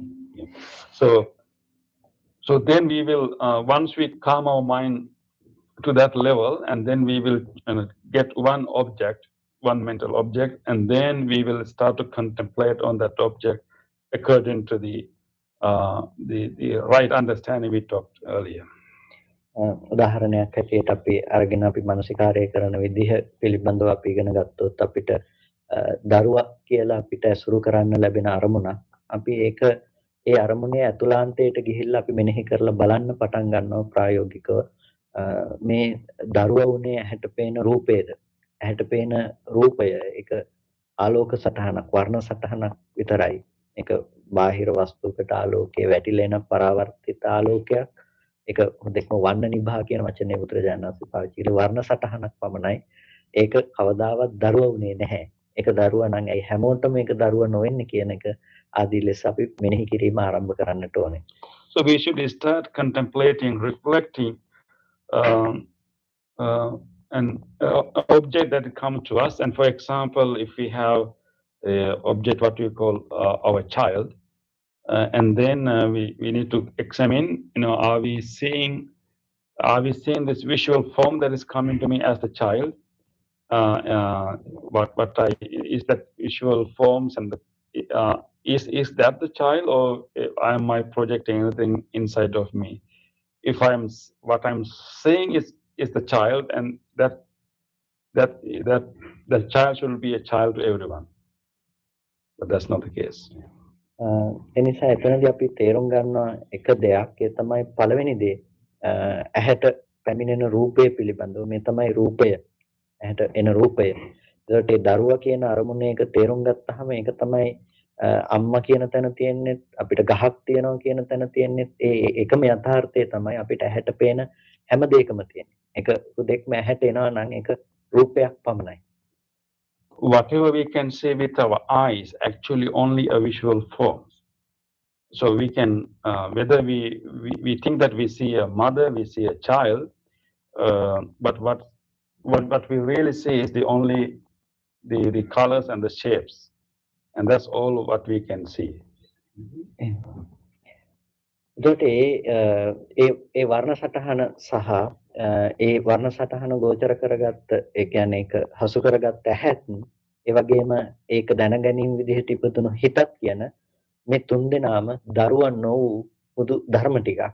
මේ ටික නැත්තම් කවදාවත් ඔබට දකින්න පුළුවන් දරුවෙක් හම්බ වෙන්නේ නැහැ. So our experience of a child is actually combination of the visual forms that is coming to our eye and our function of the eye and the consciousness we develop based on this meeting. And so the whole idea of child has come into being as a result of these three things. But none of these three things exist forever. These three things are appearing momentarily and then disappearing completely, and then next moment another a phenomenon appearing. So these three things are constantly changing, and yeah. So therefore, we cannot really find a child in this complex experience when we look at it closely. Only the conditions that provide for such a concept to arise. ඒ හේතු නිසා හටගත්ත දේ එතනම ඉතුරු නැතුව නැති වෙනකොට අපි මනස පැත්තෙන් දැනගන්නවා තමන්ගේම හිතක්ම දැනගන්නවා මේ දරුවා කියලා.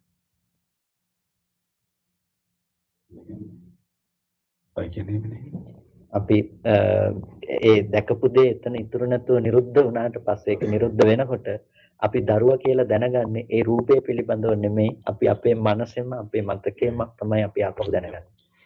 And once we have a vision of anything or child or anything, and momentarily all the conditions that were there, the eye, the visual form, and the consciousness disappear. But it is we recognize our own mind. Yeah, it is. So once all these conditions are over, but it's still with our mind, we understand it as a child or anything else. එතකොට ඒ දැනගැනීම කියන දේ සහ දැකීම කියන දේ එකක් නෙමෙයි මේ දෙක දෙකක් හැටියට අපි දෙපැත්තට කරලා ඒ අරමුණේ ඇත්ත පෙන්වලා දෙන්න පටන් ගන්නවා. Yeah. What we see and what we come to know are two different things. This is the deep reality we have to understand. So what we see disappears, but what we come to know is something that we project after everything was disappeared, after all the conditions disappear. So what we see and what we come to know are two different things. ඒකට අපිට එතන තේරුම් ගන්නට පුළුවන්කම ලැබෙනවා ඒ විදිහට හිතනකොට අපි හැම වෙලාවකදීම ඇලීම ආදී දේවල් උපදවගන්නේ තමන්ගේම හිත පිළිබඳව මිසක මේ ඇස කන නාසය දිව ශරීරය කියන මේ ධර්ම ටිකෙන් ඇතුල් වෙන අරමුණු පිළිබඳව නෙමෙයි කියන එක. So then we will be able to deeply understand that when we develop attachment or anger or anything, we are not really developing this anger attachment to the things that are come through our senses.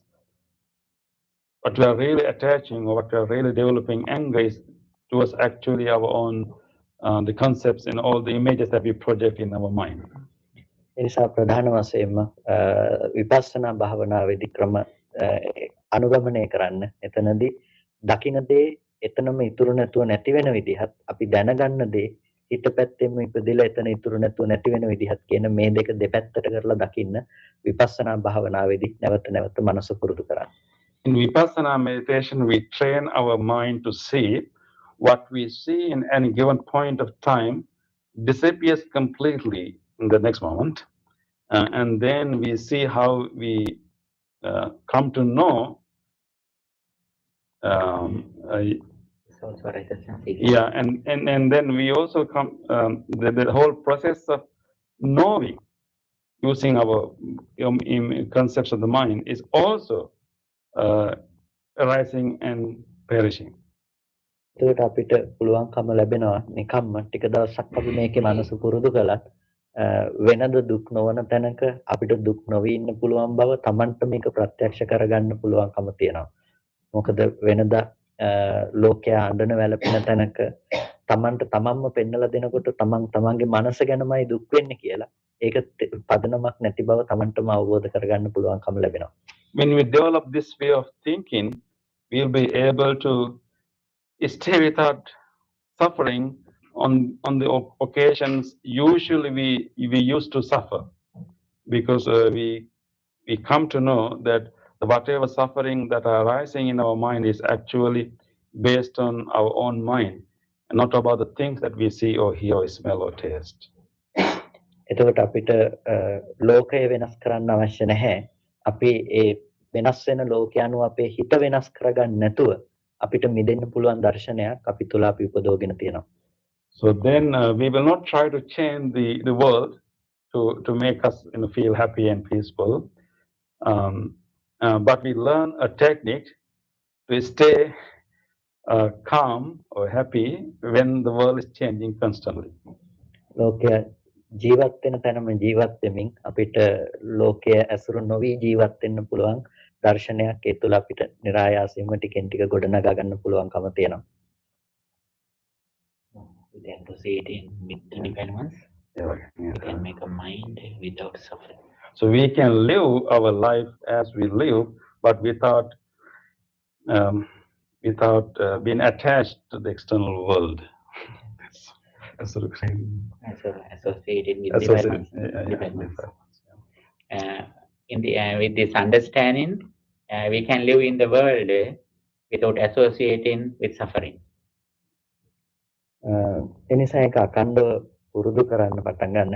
සමහරට මේක එකපාරක් අහුව කියලා තේරුම් ගන්න ටිකක් අපහසු වෙන්න පුළුවන්. මේක බොහොම ගැඹුරු සහ සියුම් දෙයක්. හැබැයි ටිකෙන් ටික පේන අපිට හිතට එළිය තියනවා කියලා හම්බෙන අරමුණක් පිළිබඳව අපි මනස පවත්වන්න පුරුදු කරන්න පටන් ගන්නකොට ටික ටික අපේ මනස මේක ඇතුලේ දියුණු කරගන්න පුළුවන්කම තියෙනවා. We can start to practice this way of looking at the world gradually.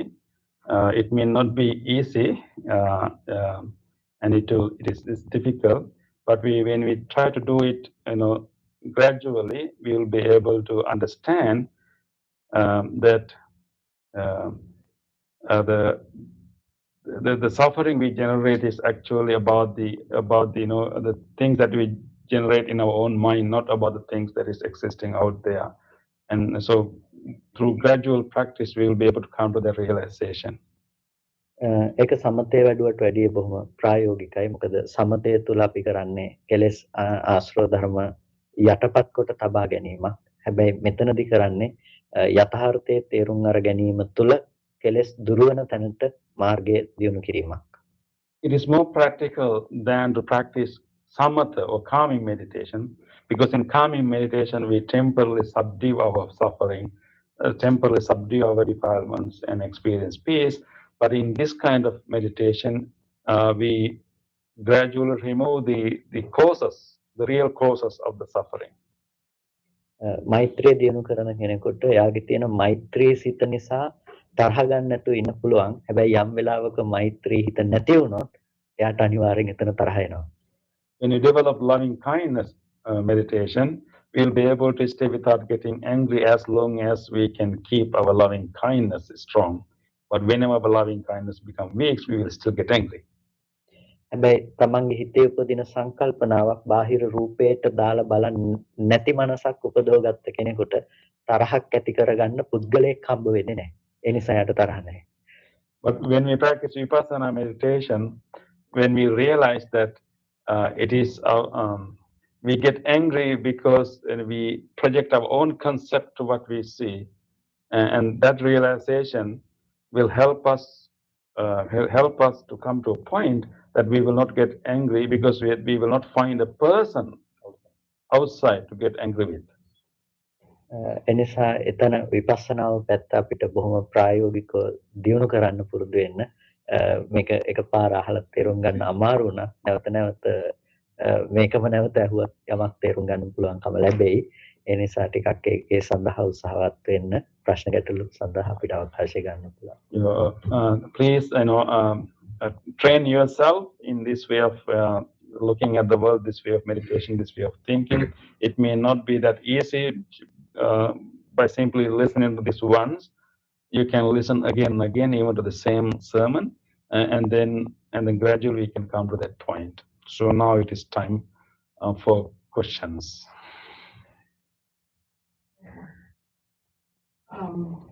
Generally, the meditation, thank you, Bhante. The meditation we practice for the most part is guided, and then we do our own meditation as individuals as well. It seems to me that the Vipassana that you're describing is individual. Can it be done as a guided meditation, or is this something that we learn from our own practice individually? මේ ගොඩක් වෙලාවට භාවනා කරන්න මේ මඟ පෙන්නලා කියන අපි අර කියනවනේ මෛත්‍රී වඩන හැටි වචනේ භාවනා කරනවා. එතකොට නමුත් මේ විපස්සනා භාවනා කියන එක එහෙම කාට හරි ගයිඩ් කරලා කරන්න පුළුවන් එකක්ද? එහෙම නැත්නම් තමන්ම ඒක වඩන්න ඕන එකක්ද? ඒක තමන්ම තමන්ගේ හිතෙන් පුරුදු කරන්න ඕන දෙයක්. ඒක අපි වාක්‍යයක් විදිහට හදාගෙන ඒක කියවලා පුරුදු කරන්න ඕන දෙයක් නෙමෙයි. අපි නුවණින්ම අපේ හිතට එළිය තියනවා කියලා දැනෙන අරමුණක් අරගෙන ඒ අරමුණේ ඇත්ත පේන විදිහට අපි මානසිකාරයේ පැවැත්වීම තමයි එතනදී කරන්නේ. So it has to be done individually. It's not something like repeating a phrase, but actually taking one object that we think that is out there and examining that object more thoroughly and deeply realize that actually that is not really out there, the condition that, and then, reflect that. Thank you, Bhante. Guided meditation is important for to reduce our hindrance. Actually, first of all, we should have a clear understanding what we practice, where we are going to. Vision is first. That is very important. Then mission. Mission can be divided into two, and guided meditation and individual meditation. Guided meditation usually belongs to Samatha Bhavana, to concentrate our mind in the present moment. When mind gains concentration, you reflect on the reality, what Bhante explained.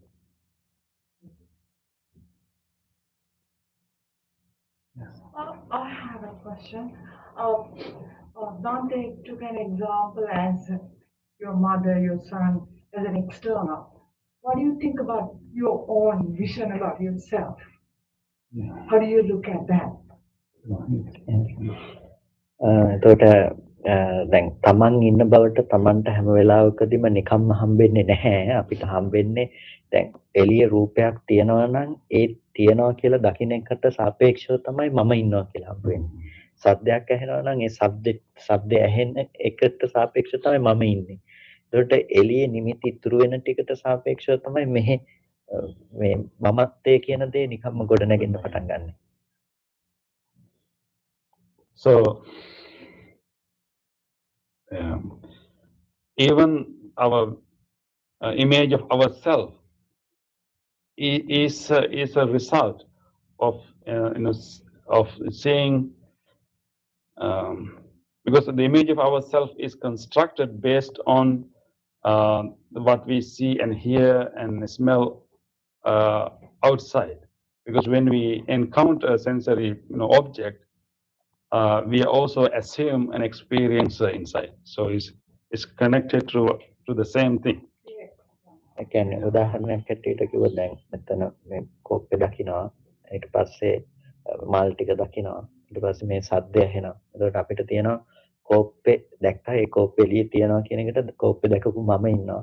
මල් ටික තියෙනවා මල් ටික දැකපු මම තමයි ඉන්නේ. ඒතකොට කෝප්පේ දැකපු මල් ටික දැකපු මම තමයි සද්දය අහන්නේ.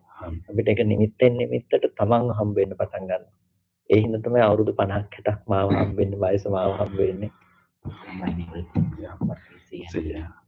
So when we see a cup, for example, or flower example, we are not only imagining a cup existing outside, but also we are also assuming an I or self or the subject that is experiencing this cup. So therefore, so when we constantly encounter different sensory objects, we are also constantly carrying this concept of self or I. So first we saw a cup, and then we see a flower, and we may hear a sound. So other than we wrongly projecting that those sounds, flowers exist outside, as we see them, but at the same time we are also assuming an I who are experiencing all these things. So the two realities, we construct external and the internal world at the same time. Come back everything. That is the life that we live 50 years, 60 years. Oh, like yeah. that. Yeah. So, and he said that because we constantly, encountering sensory objects and then constructing ourselves continuously, and we combine all these things together, we assume there was a person who is 50 years ago, 50 years old and 60 years old, just like I did it today.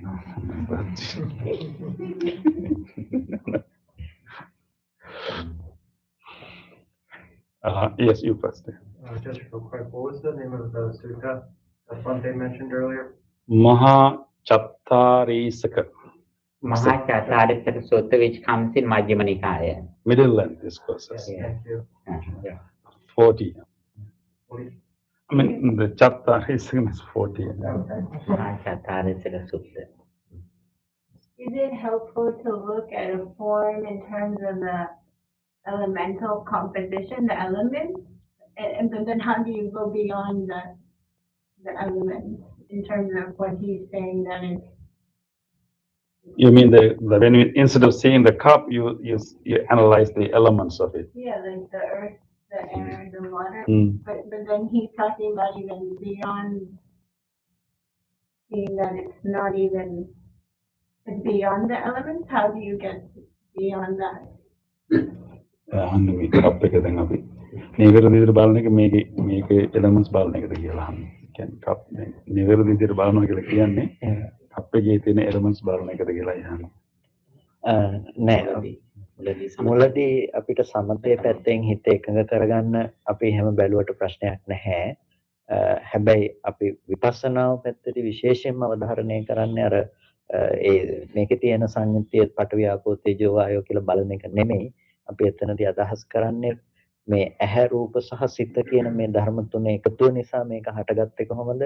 ඒ ටික නැති වෙලා යනකොට මේ ධර්මය නිරුද්ධ වෙන්නේ කොහොමද කියන එක. So in many practice, in samatha meditation, it's okay to have that kind of analysis to and that kind of analysis of what we see. But in vipassana meditation, instead of analyzing the elements of what we see, what we are really analyzing is the meeting of this sensory object, our eye, and our mental image. So how the meeting of these three things construct this experience. So instead of analyzing the elements of the object, we are analyzing the very process of the experience and understand that this whole idea of cup is generated through these causes and conditions, and mind plays a very important role. ඒ දෙකේ වෙනස වෙන්නේ අපි මෙතන තියෙන දේ බලන්න අපි කප් එකේ තියෙන පඨවි ආපෝ තේජෝ වායෝ කියලා අපි එළියේ තියෙන දේක තමයි ඒක බලන්නේ. අරක තියෙන දේක බලන එක නෙමෙයි ඒ දේ ඉපදුනේ කොහොමද කියන දේ තමයි බලන්නේ. When we analyze the elements of the cup, we are already assume a cup exists over there, and I'm analyzing the elements of that cup. So we already have a assumption there's a cup, and I'm analyzing that cup. But in vipassana meditation, we analyze how this whole cup come into being in the first place. There's not even a cup to analyze the elements. Yes. Yeah, Bhante, you like to add anything? Yes, as Bhante explained, when we practice Samatha Bhavana, the concentration meditation, we can contemplate on the four fundamental elements. This cup is made with four fundamental elements: earth element, water element, fire element, and air element. It belongs to the Samatha Bhavana. It helps us to concentrate our mind in the present moment, as Dhatu Manasikara, the contemplation of elements. It belongs to Samatha Bhavana. It is only the first level experience. But when you go to the deeper level, we reflect on how this form arises. We reflect on the causes and reasons.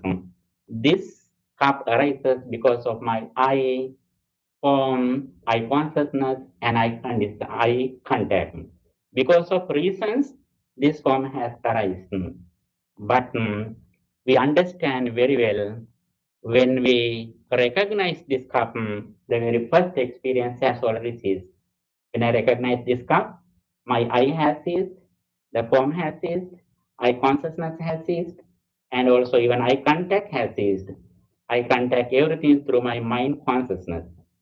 When I reflect on this reality as Vipassana Bhavana inside meditation, I really understand. When I recognize it, I recognize everything through my mind consciousness, and also the external world has already ceased. Then we have no attachment or detachment to the world because of this experience with insight meditation.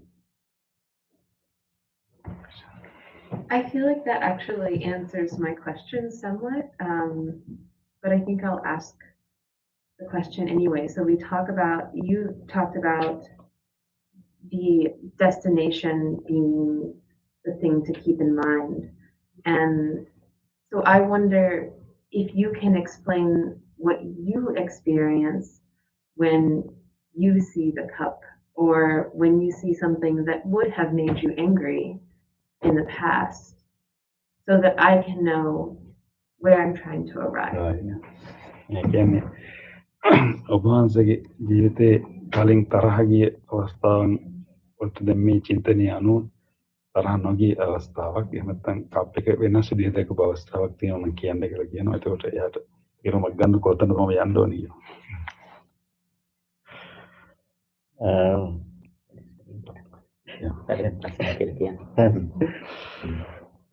Experience එකක් කිව්වොත් දැන් මගේ තාත්තා නැති වුණා මේ මාස 4කට විතර කලින්. එතකොට ඒ නැති වෙච්ච වෙලාවේදී දැන් ඒක මම දන්නවා කලින් ඒක වුණා නම් කොහොමද කියලා. හැබැයි මේ ධර්මයත් එක්ක මම ඇති කරගත්ත තත්ත්වය තුළ මට පුළුවන්කම ලැබුණා මම මගේ මනස ගැන හිත ඇයි දුක් වෙන්නේ කියන ප්‍රශ්නය ඇසීමෙන් පමණක්ම මට ඒක පොඩි දශමයක්වත් දුකේ නැති වෙන්න ඒ තුළ වාසය කරන්න. I will share one experience. My father passed away 4 years ago. 4 months ago. 4 months ago. And if he passed away before I have this training, I would be really, crying and suffering. But when he passed away 4 months ago, and I was, and I was examining my mind, right? I was examining my mind and he was able to stay without having any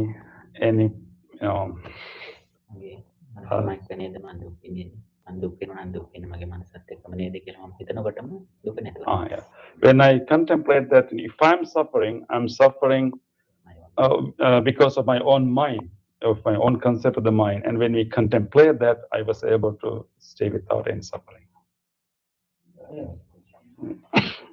On that example, I don't know whether Bhante had the feeling of like gratitude or something like that towards the parent.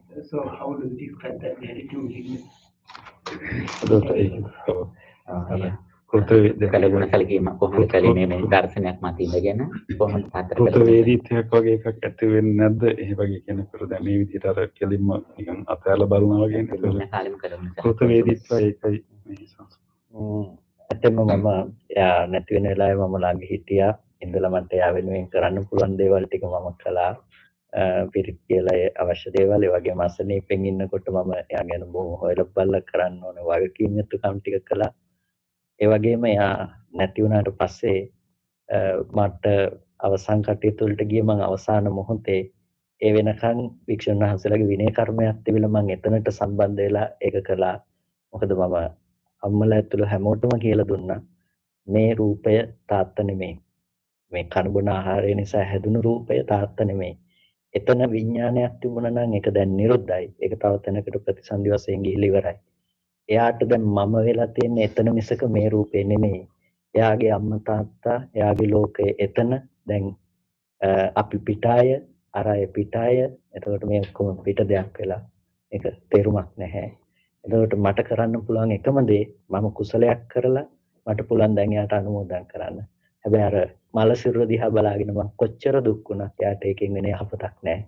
ඒ නිසා කල යුතු හොඳම දේ මම කළා. So I took care of him when he was sick, and I was there with him when he was passing away. But once he passed away, and I realized that that body is not really him, and therefore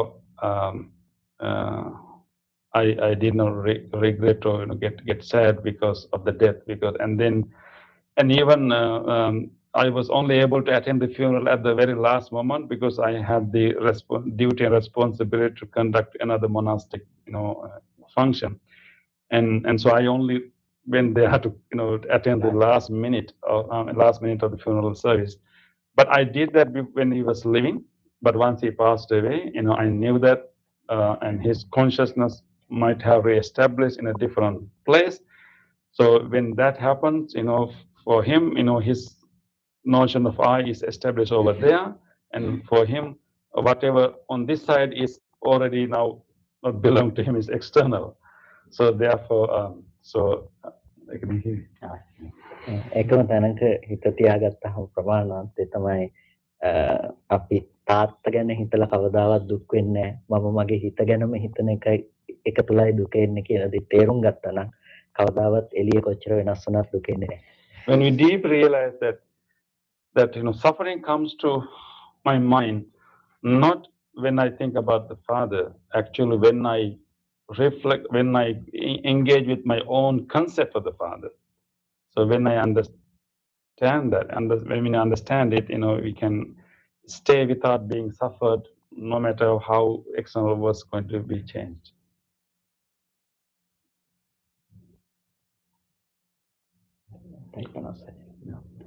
Is there any question from the YouTube, Bhante?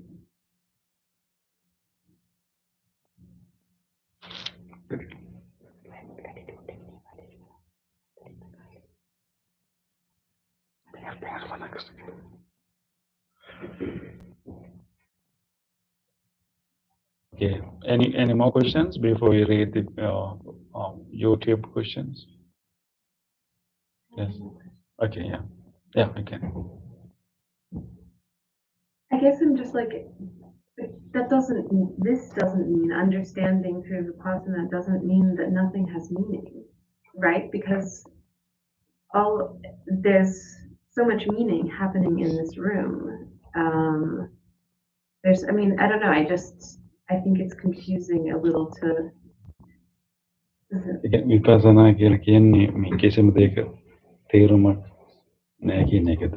දැන් මේ වෙලාවේ මේ සිදුවෙන ක්‍රියාදාමය තුළ ලොකු තේරුමක් වර්ණකමක් තියෙනවා. ඒකට Vipassana කියන්නේ එහෙම එකක් නැහැ කියන එකද? ඒක confuse වෙනවා. විපස්සනා කියලා කියන්නේ මේ වටිනකමක් නැහැ කියලා දකින්න දෙයක් තියනවා කියලා දකින්න එක නෙමෙයි. ඒ තැනක තියෙන මේ අපිට මේ ආයතන හයේ ගොඩනගෙන ඒ මොහොතේ යථාර්ථය පිළිබඳව මානසිකාරය පැවැත්වීම කියන දේ විතරයි. What we mean by Vipassana is not even to ask the question whether there is meaning or not of the things, because this is maintaining the full mindfulness and awareness, how we construct the world, construct our experience every time with our sensory organs. So, and the other thing is, I think, the understanding what it is. Yeah, this understanding has a big meaning and value. The Buddha says very important. Understanding this reality, which is wisdom, that is more valuable. Anya naranang ratanam. Wisdom is the gem of men. Yeah. Even though everything is changed, even though everything depends on ignorance, whenever we realize this reality, that is the place where we practice insight meditation or wisdom. When we practice wisdom, that understanding is more valuable. But we recognize that understanding also impermanent. Thank you, Bhante. There's a question from our YouTube viewers. What advice do you give for someone who's very sick and may be suffering from lots of pain? What is the best way to apply these methods? ඇත්තටම වේදනාවෙන් ඉන්න කෙනෙකුට මනස පවත්වන්න පුළුවන් ආකාර දෙකක් තියෙනවා. පළවෙනි එක තමයි ඒ වේදනාව පිළිබඳව අපි මනස යොමු නොකොට සිටීම. මොකද හිත ගොඩක් දියුණු නොකරපු කෙනෙක් නම් එයාට ඉස්සෙල්ලා මේ තත්ත්වයෙන්ම ඉන්න කෙනෙකුට එකපාරම මේක ග්‍රහණය කර ගැනීම අමාරුයි. මොකද මේක සියුම්ම දර්ශනයක් නිසා.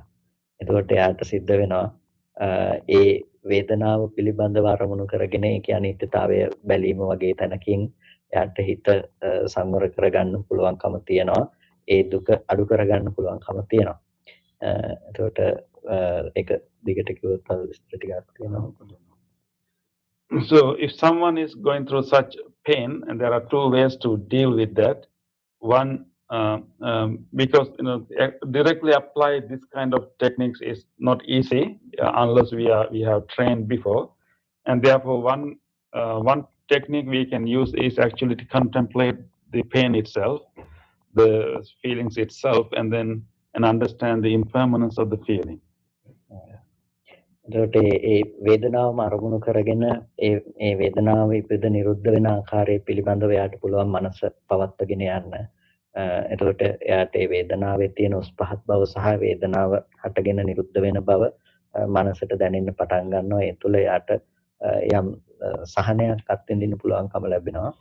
He can contemplate, or he can focus on the very pain itself, and can fully and see how that pain is sometimes have the different gravity levels, like rising and falling. So it's not the constant pain. So when he closely understand and realize that this change is happening, even what you call pain, a constant change, we can have some release from it. අනිත් එක අපි මනස පුරුදු කරපු කෙනෙකුට කතා කරන්න තැනක් බුදුරජාණන් වහන්සේ ළඟට එක ඉදිරියේ එක අවස්ථාවක එක භික්ෂුන් වහන්සේ නමක් කය ඍජුව තියාගෙන බොහොම ඉඳගෙන ඉන්නවා. බුදුරජාණන් වහන්සේ මේ භික්ෂුන් වහන්සේගේ හිත දකිනවා, දැකලා කියනවා මේ භික්ෂුන් වහන්සේ අධික වේදනාවකින් පෙළෙමින් කිසිම අපහසුාවක් නැතිව ඒක දරාගෙන ඉවසගෙන ඉන්නවා. එතකොට මේ වෙලාවේදී භික්ෂුවගේ මානසික ස්වභාවය පිළිබඳව බුදුරජාණන් වහන්සේ උදාන ගාථාවක් දේශනා කරනවා. ඒ ගාථාවෙන් කියවෙන්නේ පුරාණ කර්මයන් දුරු කරපු නව කර්ම රැස් නොකරන භික්ෂුවට ලෝකේ මමයි මගේ කියලා පරිග්‍රහණය කරන්න තැනක් නැත්තම් එයාට මේ කායික දුකක් නෙවෙයි කියලා. එතකොට අපි එකම වේදනාවට දෙපාරක් දුක් විඳිනවා. එකක් කය නිසා කයට ස්පර්ශ වෙනකොට දැනෙන දැඩි වේදනාව. අනිත් එක තමයි මම ලෙඩ වුණා කියන වේදනාව. ඒකට මේකේ වඩාත්ම වැඩිපුර එන්නේ මම ලෙඩ වුණා කියන වේදනාව. මොකද තප්පරයකට කලින් තිබුණු වේදනාව මේ තප්පරේ ඉන්නේ නැහැ. හැබැයි අපිට ඔළුවේ කැක්කුමක් තියෙනවා නම් මම පැයක් තිස්සේ තියෙන ඔළුවේ කැක්කුම විඳිනවා. එතකොට හැබැයි ඔළුවේ කැක්කුම කියන එක මේ තප්පරේ තියෙන වේදනාව මේ තප්පරේ නැතිලා යනවා. හැබැයි මගේ ඔළුවේ කැක්කුම වෙලා එක පැයක් තිස්සේ එන වේදනාව මට විඳින්න සිද්ධ වෙනවා. නිසා අන්න ඒ දුක අපිට නැති කරන්න පුළුවන්කම තියෙනවා. ඒකට අපි මනස ටිකක් කලින් ඉඳලම අපි පුරුදු කරලා තියෙන කෙනෙකුට විතරයි වේදනාවක් තියෙන වෙලාවෙදී එතෙන්ට මනස ගන්න පුළුවන්කම තියෙනවා. The second way of dealing with pain needs a strong training. There's an incident at the time of the Buddha. There was a monk who actually erect his body and stay very firm and calm in his meditation, but in reality he's actually going through such severe pains inside of his body. And Buddha, seeing his actual pain happening inside, and made an acclamation that the person who has developed in this Vipassana way of Vipassana meditation, spirituality can actually stay without having been affected by that pain. So the way to do it is actually there are two ways that we feel pain when we are sick. One is the actual physical discomfort and pain that we are getting. The second one is the pain, the pain or maybe the agony of I being sick. There are two forms of pain. So the pain that I being sick is the most difficult pain. But when we develop Vipassana way of techniques, we can understand that every second we experience some form of sensation, feeling, and the next second is completely new sensation. Another second is a completely new sensation. But if we consider that pain as my pain, and then we see a continuous pain. So the enlightened person will not have that idea of I, so he will not connect all these momentary sensations into one whole experience. Yes, take that pain as my pain. Yeah, yeah, can you say that?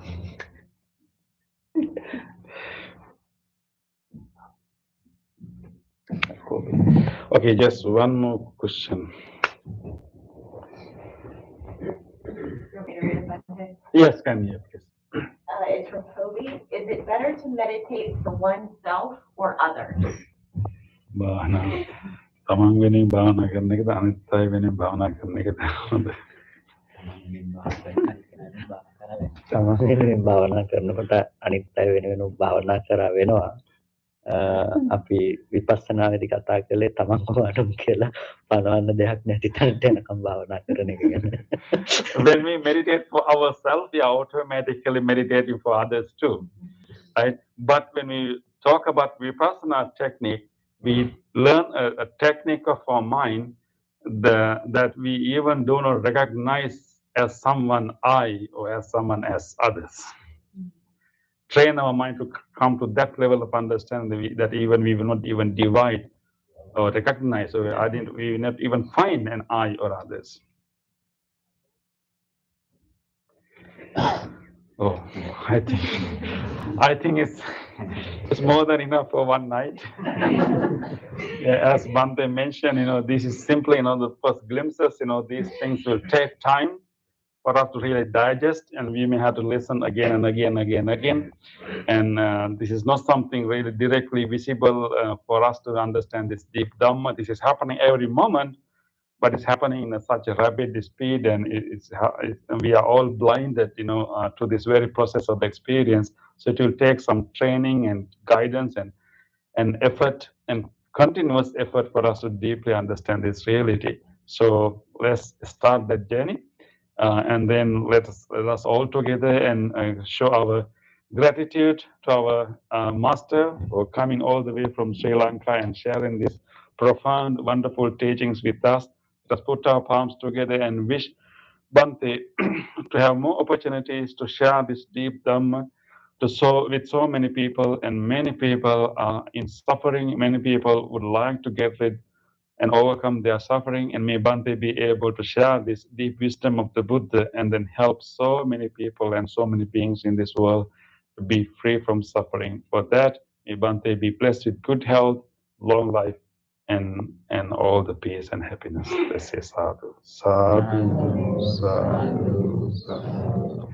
Let us also thank everyone who helped us to bring Bhante here. There are so many people who helped his tour in the US, including Bhante Dhamma Vihara and many others, right? And we will wish Bhante well-being. And now I invite Bhante.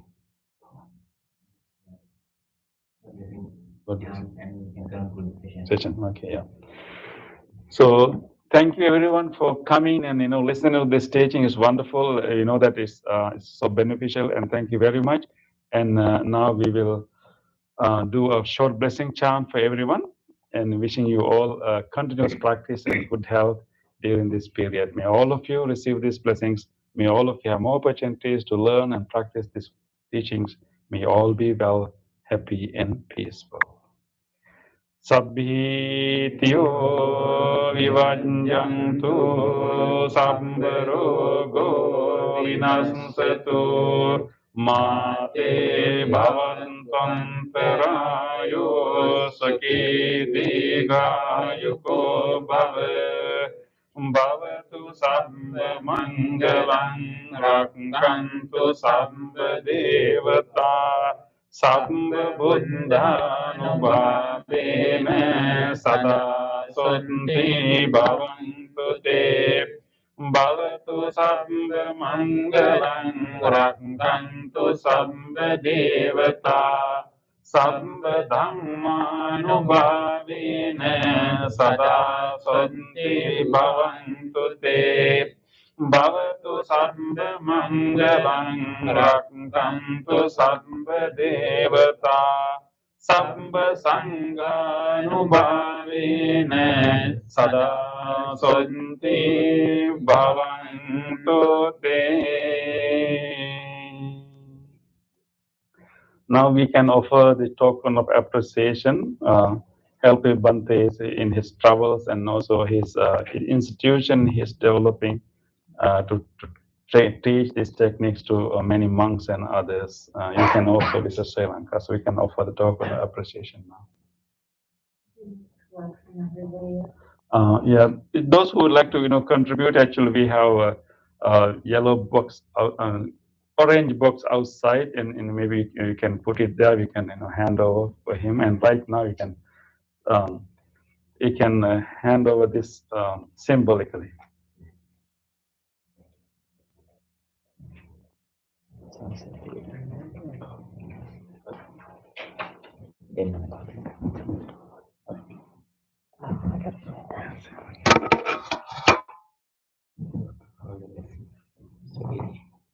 Wish you good health. Thank you.